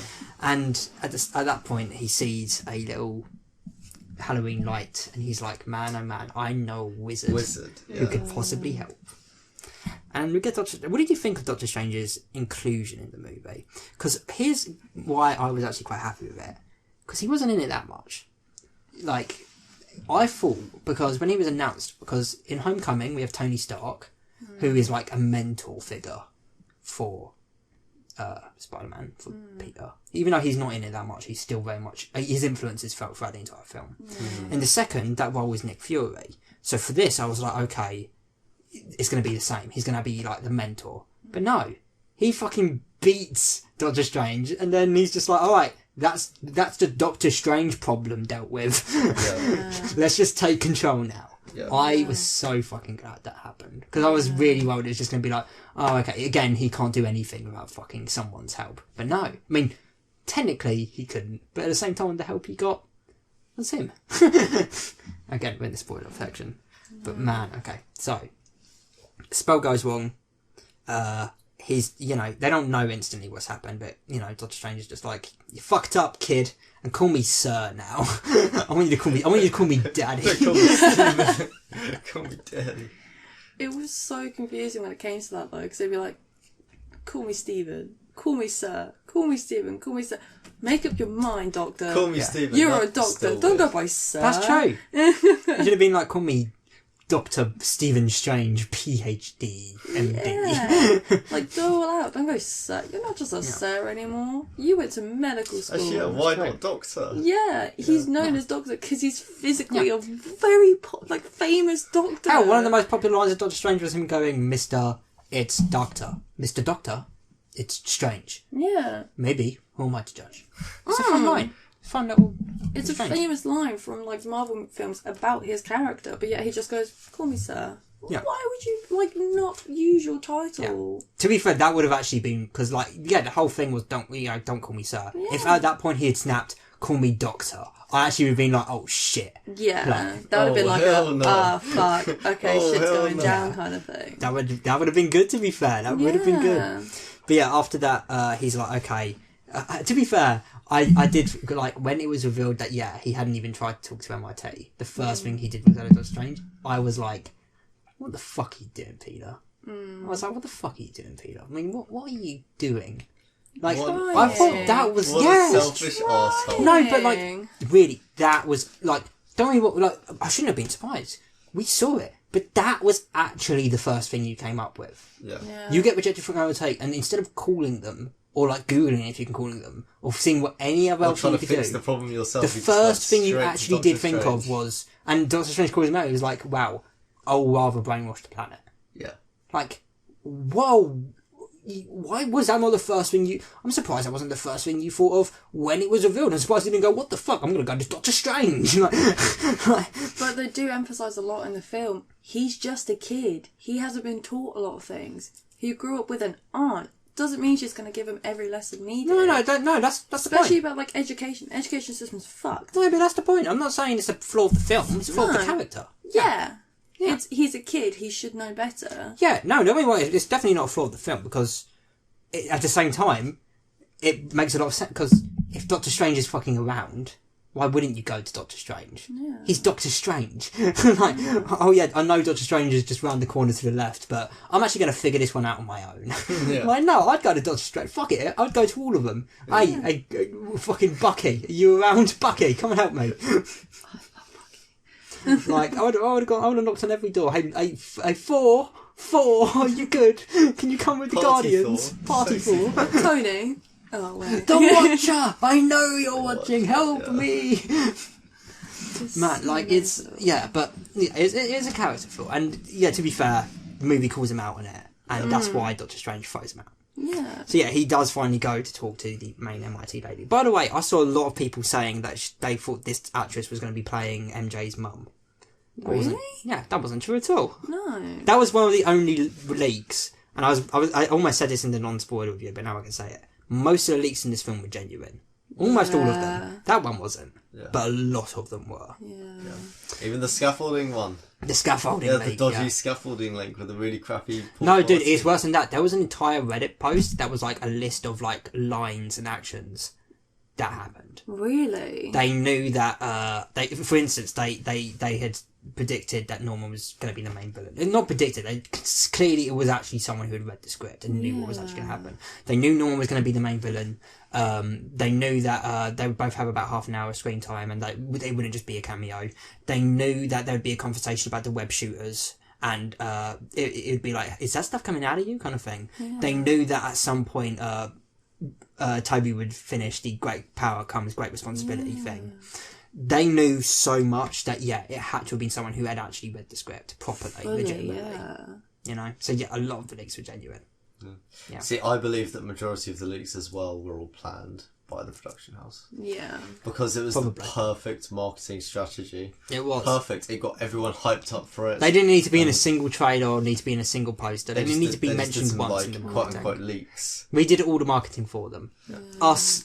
Specifically, Hector, me and you, the Nethergreen podcast. They harnessed the power of the internet. Nethergreen podcast. No, us. I'm saying us. Yeah, us. We did it. We did it. But man, it was good. Yeah, as we just said. So, he's collecting all the villains. Yeah, so he meets the MIT person on the bridge. Doc Ock attacks. It's like... There he fucking is. Yeah, There the original. fucking Shit is. going down. And he's constantly saying fucking. That's another thing I love. The constant fucking. There's a lot of fan service in this. I'm not angry at any of it. I love all of it. I love all of the little callbacks and shit. Because at some points he's just like, you know, oh, your fancy new suit. Oh, you the power of the sun and the power of my. Oh. He didn't do it. I wish we got an actual line of the precious tritium. But the power of the sun, the power of my hand was good enough, and it was brought up twice. Toby also says it at the end. Yeah. Oh, I can't believe he was back, man. Yeah. Oh, man, Honestly. like Toby Maguire. in our lifetime, we got to actually see Toby Maguire in the cinemas as Spider-Man again. Yeah. You know, Which is That I'm happened. very happy about. Yeah, it was crazy. It was fucking amazing. So beautiful. Those Spider-Mans, those were the ones that I grew up with. Yeah, that I man. hold dear. And to see him on the big screen again I at know. my big age now, that was nice. It was incredible, Yeah, man. that was good. Getting to see all those free suits and man, oh man, and yeah, that's alright. So, continue. Yeah, so he has to fight with Doc Ock, but then Doc Ock absorbs his nanotech, which actually allows Spider-Man to control the arms. I liked that actually. I didn't mind that. I Yeah. thought that was pretty fucking fun. Please stop doing that. Sorry. It's okay, but yeah, it's Come getting loud. So. Get off the I podcast. thought I've been doing quiet. No, go. So, yeah, they're on the bridge and they're doing, they're doing the battle. He gets a nanotech. I really like that. But as they're doing that, fucking who comes in but the Green Goblin. Now, this is one complaint I have about the film, which is that we really didn't get much of the original costume. We get that one brief glimpse on the bridge, and then the next scene, he actually smashes the helmet. Would love to have seen more of it. That's all I can say. Would have loved to have seen more of it. But it's a different side. It is. It's a different side to it that we haven't seen before, which No, I think yeah. is maybe better. It's So it's more. eye-opening. It shows that they put more effort into it. I mean, all of them had like an upgrade or a Here, change. look, it's Green you know? Goblin. They've done a lot Yeah, more like to it. like they actually put thought into it rather than just like, oh, let's just rehash what we did before, Yeah. Yeah, big time. which I like. No, it was, and he was like, because he was the main villain. Man, oh man. Alright, let's talk about all of them. Norman Osborn, Green Goblin, Willem Dafoe. Fucking hell. That Willem man will Dafoe. never change. Brilliant, yeah. What he's- an amazing fucking performance. Fucking surprised me. The fact Yeah. it was the original Yeah. people, it was just insane. Crazy. Like, you see it in the trailers, but then you see it in the film and you go, Exactly. holy fuck, like, this is I was grinning the childhood entire memories. time. Yeah, it was just a full childhood content memories, man. moment. Yeah. And it's insane. And we finally got we got many on-screen meetings, but we finally got an on-screen meeting of fucking Norman Osborn and or Octavius. Yeah. Something I have dreamed about as a kid. I used to imagine those villains meeting and like, teaming up to fight Spider-Man and shit, you know. So to actually see something like that, like, fuck, man. Like, damn. Because they do share that, like, they do know each other, even by, Yeah. like, first name basis. They know each other. Yeah. But it's never really shared in any, like, film before. Yeah, where because it's he had like, already died, you know. Yeah. So to actually be able to do that, and that's another thing I really love, the fact that, because all these characters are ghosts, they're all dead. Yeah. You know, but you actually give us the chance to have them all connect and reunite for one last kind of hurrah, like, Yeah. that was awesome, you know? Yeah, it's really good. And it's just... Oh, it's insane. Classic. It's Yeah, insane. So, Peter he fights Doctor Strange for a bit, they punch for a bit, they have a little punch up. And he manages to trap him in the mirror dimension. I liked the mirror dimension. That The mirror was dimension cool. sequence I is like great, that, and yeah. I liked the fucking shit that he did with all the maths. Yeah. You know? That Although- was cool. That While I cool. thought the actions of it was cool, I thought the dialogue he was actually saying in the period was a bit cringe. Yeah, It was a little Yeah. bit cringe. It was cool though. yeah. I liked the idea. No, Yeah, it the was, dialogue yeah. was a little cringe, but They could have cut some of it and we could have watched him at work, Yeah. But yeah, when he comes back, he's like, okay, here's what we're going to do. I'm going to fix all of you. I'm going to cure all of you. And we're going to save we're going to save you all. I just want to quickly point out, I still can't believe I'm talking about the film. And that it exists and we just saw it. Yeah. It still blows my mind. Because this was a huge fucking event. Yeah. This was big. I'm going to remember this. You know? Cool So, memory. this is a cool memory. this is a cool memory. So, they go to Aunt May's and Happy Hogan's little safe house thing, and they start working. because Tony had a lab there. I'm pretty sure. It was one of Tony's labs because they had a box of his materials in. And what do you know? Norman's a bastard. You know, he was never going to be happy. Although before he does turn, they do actually manage to fix Otto. He managed to fix the inhibitor chip in the back of his neck, and he returns to normal. And he's like, "What have I done?" And he's like, "Thank you, Peter." You know, and it's so cool seeing them all together. You know, so Norman. One thing I will say as well that I really enjoy about the film.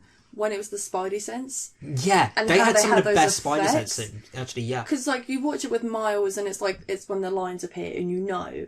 But when it comes to, like, real life action and you see the difference in the shots and the energy you get from the shot. I'm pretty sure it was a one-shot scene too, where he is, like, he's going through the apartment. He knows one of these people are doing something. He doesn't know who yet. He's looking at all of them, just seeing which one's tingling more. Yeah. And I liked how auditory it was. Like visually all he did was he just stopped working and started looking around. But like it was the audio that like really gave. Well, not just that, because they also changed the lens too. They made it a lot more like compact, like aberrated.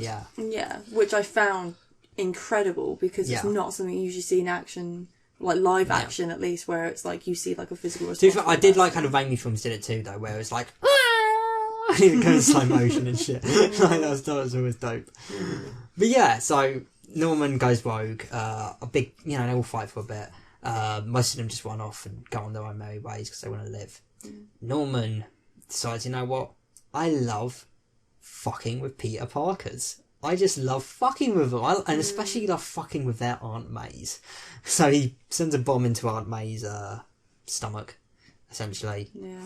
That doesn't kill her, but, I mean, it wounds her enough that she starts to bleed. She doesn't just explode, you know. Yeah. That would have been dark. He picks up her head like, oh my god, no, Jesus, that couldn't have been a 12. That would be traumatizing. Yeah, that wouldn't be a 12 anymore. Him just posed just there like, but, he just flips off Spider-Man as he leaves. Like. But yeah, no, it was fucking, it was sad. Would you guys say it was sad on my It was death? sad. She died in his arms. I mean, I don't think it was as sad as like Gwen Stacy's death. No. You know? But like there was definitely a couple moments where I did like tear up, but not enough that I did like proper drop a tear. You know what I think it was for me? I think it was because I'd seen an Aunt May die so recently in Spider-Man PS4. Yeah. It kind of took away the effect of it, you know, because I was like, it's an Aunt May death. I saw that in 2018. It happens a lot. There's It at does, least yeah. one of them. I mean, we've seen Uncle Ben die twice in, the films, but now we've seen 2 Aunt May deaths in different medias, you know? Yeah, which I do find fascinating, because obviously it does link about the different movies and stuff like that, and having the different characters. Oh, but then the age difference. There's of a the big theory characters. that the video game PS4 one could appear in Across the Spider-Verse. No way. I'd love it. I would That'd be love so fucking that. cool, you know. But then, like we mentioned before doing this about the original Spider-Man animated series, and if he was then also in one of the multiverse, how extremely, like, that's a lot of depth to go into.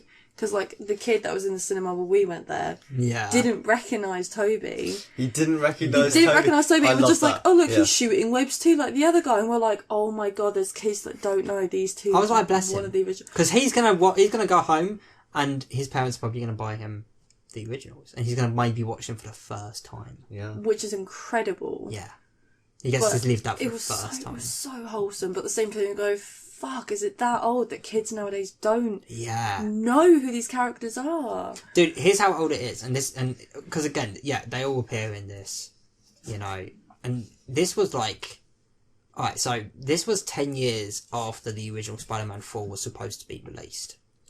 It was supposed to be released 2011 before it got cancelled. Oh my god. Yeah, and the first Spider-Man movie, 21 years ago, 2000. Really? No, 2002. Sorry, I'm thinking of X-Men. 2002, so 19 years ago. Oh my god. Yeah. It's been a while. That's insane. Yeah. It's like, we were little by that point, but at the same time, like, the fact that we've still grown up with them. Dude, Spider-Man, the first one, was the very first DVD I ever owned.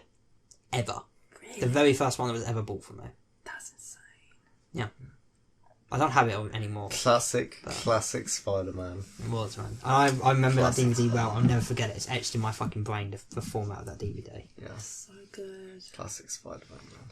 I'm so glad that they managed to bring Tobey Maguire back in. And Andrew Garfield. Stop disrespecting his name. Hey, you know, Andrew Garfield's okay, but like, I don't know. I thought I wasn't as much of a fan of Andrew Garfield's Spider-Man movies as I was of Tobey Maguire's. Yeah, but look, while that may be, I really think you're not giving him enough credit, man. He was, and I've had this argument before with Discord. I'm going to bleep his name again, but he is the most comic accurate Spider-Man. As Spider-Man, he is a perfect adaptation of Spider-Man in every single way. His Peter Parker may have flaws, and his movies may have flaws, especially the second one. Mm-hmm. But man, oh man, no. Andrew Garfield was perfect casting for Spider-Man. I stand him really fucking hard when it comes to Spider-Man. I really do.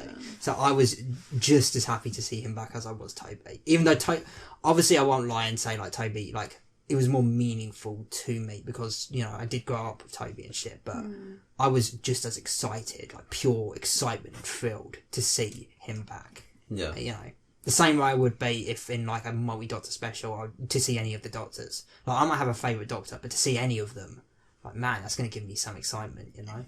Yeah, I agree. Yeah. And their introduction was Ned got him. Ned did it. I didn't mind the fact that Ned did it because I don't know what to do with him. He was like actually becoming a little magician. Like he was learning magic and shit. But now if he doesn't remember Peter Parker's Spider-Man, then they're never going to follow through on that, surely. Unless Doctor Strange finds him and sort of adopts him like a prodigy. Yeah, but then how? That's going to change things. They don't remember any of it. Yeah, they don't remember any of it. So he's never going to know that he's magic. Yeah. Which, by the way, he could still go into that depth because they're saying he's going to be an engineer. He could still go into that technology and not realise he's going into some sort of magical section of engineering. He could end up finding like Doctor Strange. Maybe it's in his blood. Yeah, because he said it himself. It's within his family, so it could easily he would just go, "Hey, you know what? I'm going to research this," and then you find out a lot of stuff. That'd be cool. That would be cool. What would be amazing if you found he was related to one of the guys within, like the big. He's related to Wong. Yeah. He's Wong's nephew. Which would be insane. But also the fact that the actor that plays Ned, he lost shit tons of weight. But he just wanted to lose weight. He just wanted to do it, and he lost it. And people were like obsessing over it on the internet. They thought he was going to be the Hobgoblin in this. Yeah. Because Ned Leeds is the Hobgoblin in the comics. Oh, I didn't know that. Yeah. But what they've got to understand about that is that that's in the comics. The character that we're seeing in the film, his name might be Ned Leeds. He isn't Ned Leeds. No. He is a character called Genki, who is Miles's friend. He is Miles's sidekick. They just gave him to Peter. That is Genki, 110%. If you play Miles Morales' PS4 game, you'll know exactly what I'm talking about because you talk to Genki throughout that entire game. Yeah. It's Genki. Ned Leeds was nothing like that. Ned Leeds was a snobby, arrogant businessman who was the Hobgoblin. But obviously they're still kids at this point. Yeah, no, he was older than Peter. He's nothing like in the comics. Like Nancy older or just like a bit? He was like as old as Norman. That's Nancy kind of territory. Yeah, so this is not Ned Leeds from the comics at all. This might as well be a completely original character, as might as well MJ. Obviously, this isn't like Mary J from the comics at all, slightly. But I do like how they still kept the whole MJ thing. They were like, "Oh no, it's this name instead of that." But it is really in name only. Like they might as well be completely original characters. Yeah. Which I don't mind. It's a multiverse. Do whatever you want. Have fun. It doesn't necessarily need to be exactly the same as the comics. No, because that's when Ned asks Andrew Garfield Spider-Man, being like, Yeah. "Oh, do you have a best friend?" And goes, "Oh yeah, but he betrayed me." And then as they're going, "Oh shit," and then it's being careful around. Tom Holland's Peter because he doesn't want to. And then when he says, end up dead. And when he says, "I promise I'll never betray you," and Andrew puts his hand on his shoulder. He's just like, dude, good on there was some just beautiful spider banter between the three of them. I loved seeing all three of them interact at all times. Yeah. It was just a blast. One of my top little sort of conversation moments within the film was, "Oh, don't worry, I've been stabbed before." Okay, cool. Yeah. That moment alone, because it was meant to be like a, "Oh my god, shit, are you okay?" But he was just like, "Oh, it's fine, it's alright." And he was like, "Okay, great, that's fine." But dude, imagine if we saw Toby die in this film. That's what I was fucking terrified of. I didn't think they'd do it. No. I really didn't. I thought that would be... Because I think, honestly, that would have been too ballsy. Like, there would be negative fan reception to that, I think. Yeah. To the idea of killing him off. Yeah. You know? There'd be no way. That would have to be, like, an insane amount of I did get the idea that he Yeah. wasn't there seriously, though. I felt like from his performance, it felt like he was just there kind of for fun. Yeah. Just because I got the feeling that, like, you know, the director called him up and was like, "Hey, do you want to be in Spider-Man?" He was like, "Hell yeah." And then he comes down to the set, you know. I feel like, because, like, he was, like, a lot more, I guess, like, quippy, relaxed, Yeah, that's the thing. They wise. all felt like they both fit into the universe so perfectly.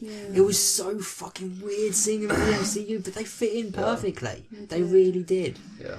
And just some of their banter was it was amazing. Like the whole, like, you know, their conversation about the web shooters and that whole little thing about, you know, who's Spidey 1, who's Spidey 2, you know. And honestly, Andrew and Toby, they broed out in this movie. You could tell. Yeah. Like, they seemed closer in this movie than they did with Tom. The two of them, and honestly, I preferred that. I was really happy with that. If it had to have been one or the other, I would have rather it would have been that partnership. Yeah. Because man, oh man, seeing them both together was like surreal. Because they were both in an unfamiliar place. Yeah. And find comfort with each other. Because I've said before that I would love to take acid in the cinema. I think if I did in this one, it would have destroyed my mind. I would have melted in the I cinema. mean, even with like, the mirror dimension my God. would have actually been too much for me if I did that. The mirror dimension would have killed me. Yeah. Yeah, man. But yeah, what a fucking experience, you know. It really was. So, what would everyone else rate it? Because I'd give it a 9. Yeah, I said 8 or 9. Yeah, I put it in that. It's definitely one I'm going to see again. It's definitely one I'm going to buy the Blu-ray for. But we do have to quickly talk about the ending. This is a dark ending for Spider-Man. Yeah. Darker than the last one, and that seemed dark. Like, he is officially completely alone in the world. Yeah. No one knows him. Nobody has ever heard of Peter Parker. Aunt May's dead. Happy Hogan, and that little funeral scene. It's heartbreaking nearly, because you feel how lonely he is. Yeah. Because there's literally no one that knows who he is. Even Doctor Strange, he was part of the spell, but he has no memory of it. Yeah. Which is just so, like, and you can tell, like, Tom Holland, I think, did a brilliant job, but you can just see by the betrayal we did in his face, like, you can tell that it was, like, devastating. So, like, oh yeah, like, nice meeting you, and his face just sinks, and you're just like, fuck. The saddest part about that, though, is unfortunately, this is what it took to make him more comic accurate. Because in the comics, you know, he has a studio apartment, he lives alone, you know, he, like, at the end where he's got the police dispatch calls, like, that's Spider-Man comics, you know. He isn't actually relying on so many people. Yeah. But it will because he is going to have another trilogy, apparently. That's been confirmed, so it's interesting to see where they're going from here, you know. I think from his performance, like, at the end, I noticed it a couple of times as well throughout. I think it was obvious that, like, he actually had a personal connection with the actress that was playing. Oh, he's dating her. Yeah. He's dating her. Yeah, like, it was obvious that he did. And I thought, like, especially at the end. It makes it better. Yeah. especially at the end, like, you could really feel. No, there was some real, like, when Andrew saved MJ, and he was like, "Are you okay?" And he was starting to fucking tear up because he remembered saving Gwen, and she was like, "Are you okay?" Like, that hit me because I was like, "Man," because I remember that in the cinema. You know? I remember sitting there in that dumb movie. That I do love. Yeah. And seeing her die. And yeah, man, like he fucking redeemed himself. She died brutally. She did. It's fucking awful. She hit that fucking ground and snapped her fucking back, you know? Yeah. Which I really like because it means he got his redemption and he wasn't known as the one that, like, you know, lost that grip. He actually did save someone. But it's that bit where you go, you know, he was the one that, like, fucked up that one time. And it's like, there's now one film where he's kind of backed up for it. Yeah, you still I love feel that fact. shit for him. Because his whole thing is, oh yeah, I've lost someone. Well, technically 2 people. Man, So it's a lot. And yeah, every time Toby appeared, it was just joy, pure joy. Pure joy. I felt He was happy to be there. He had, like, his performance was so different. I loved because he also so had chill. like he had a little solo scene with Flint, which wasn't much. Honestly, in the scene with Flint, I was expecting him to be more like, "You were helping me, like, we were good, man." Yeah. But no, he was just, you know, like, calm down, Flint. But his little scene with Otto, I loved. I did love that. I loved. It was beautiful. It was fucking beautiful, man. He was like, man, you've grown up. Like, yeah, he fucking has, man. Man, oh man, yeah, he has. And He then was you get fucking- wiser. He was was. wiser, much more like he was giving, like, the gaze into the camera, you know. Yeah. He was like, there were a lot more like shots of him See- where, like, he was looking wiser, more experienced. See, one of the theories, way before any of the leaks, way before any of this, was that if Tobey Maguire was ever going to appear in the MCU, he would be Uncle Ben. I'm really glad they didn't do that.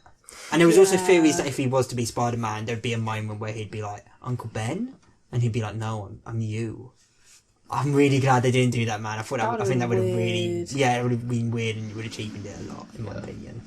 That's not the only thing that's done it, though. The Flash did that. The guy who played his dad was the Flash of another universe. But yeah, I don't think it would have suited. I thought it would have been weird, you know. But yeah, overall, what a great experience. Overall, really, really good. One of the best cinema experiences. We're definitely going again. the best next week. cinema experience Yeah. I've had in the past. You're going to 5 come again years. and see it again? Oh, fuck yeah. Fuck, yeah. Definitely. Yeah. Because man, oh man. And you know what?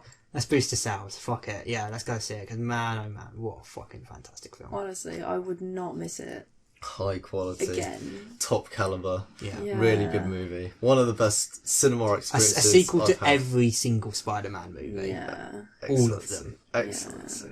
Yeah. And also, I do want to quickly add, there's a little bit at the end where, you know, all the villains are coming through. I saw some great little cameos there. There was a little rhino there. There was a scorpion. Yeah. There was a Kraven the Hunter.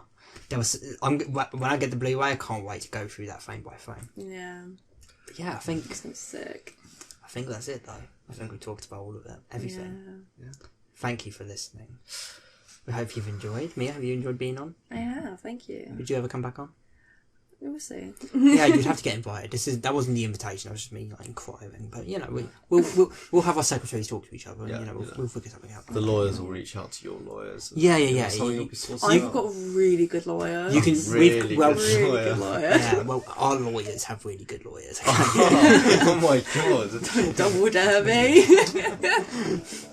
And they all work for a big guy. But it's a good one. And yeah, thank you for listening. Thank you for listening. Thank you for listening with your ears. And if you listen with any other body part, you're a weirdo. And we don't I want you to- rate that. We don't want you to listen anymore. Stop listening. Yeah. Unless you're dead.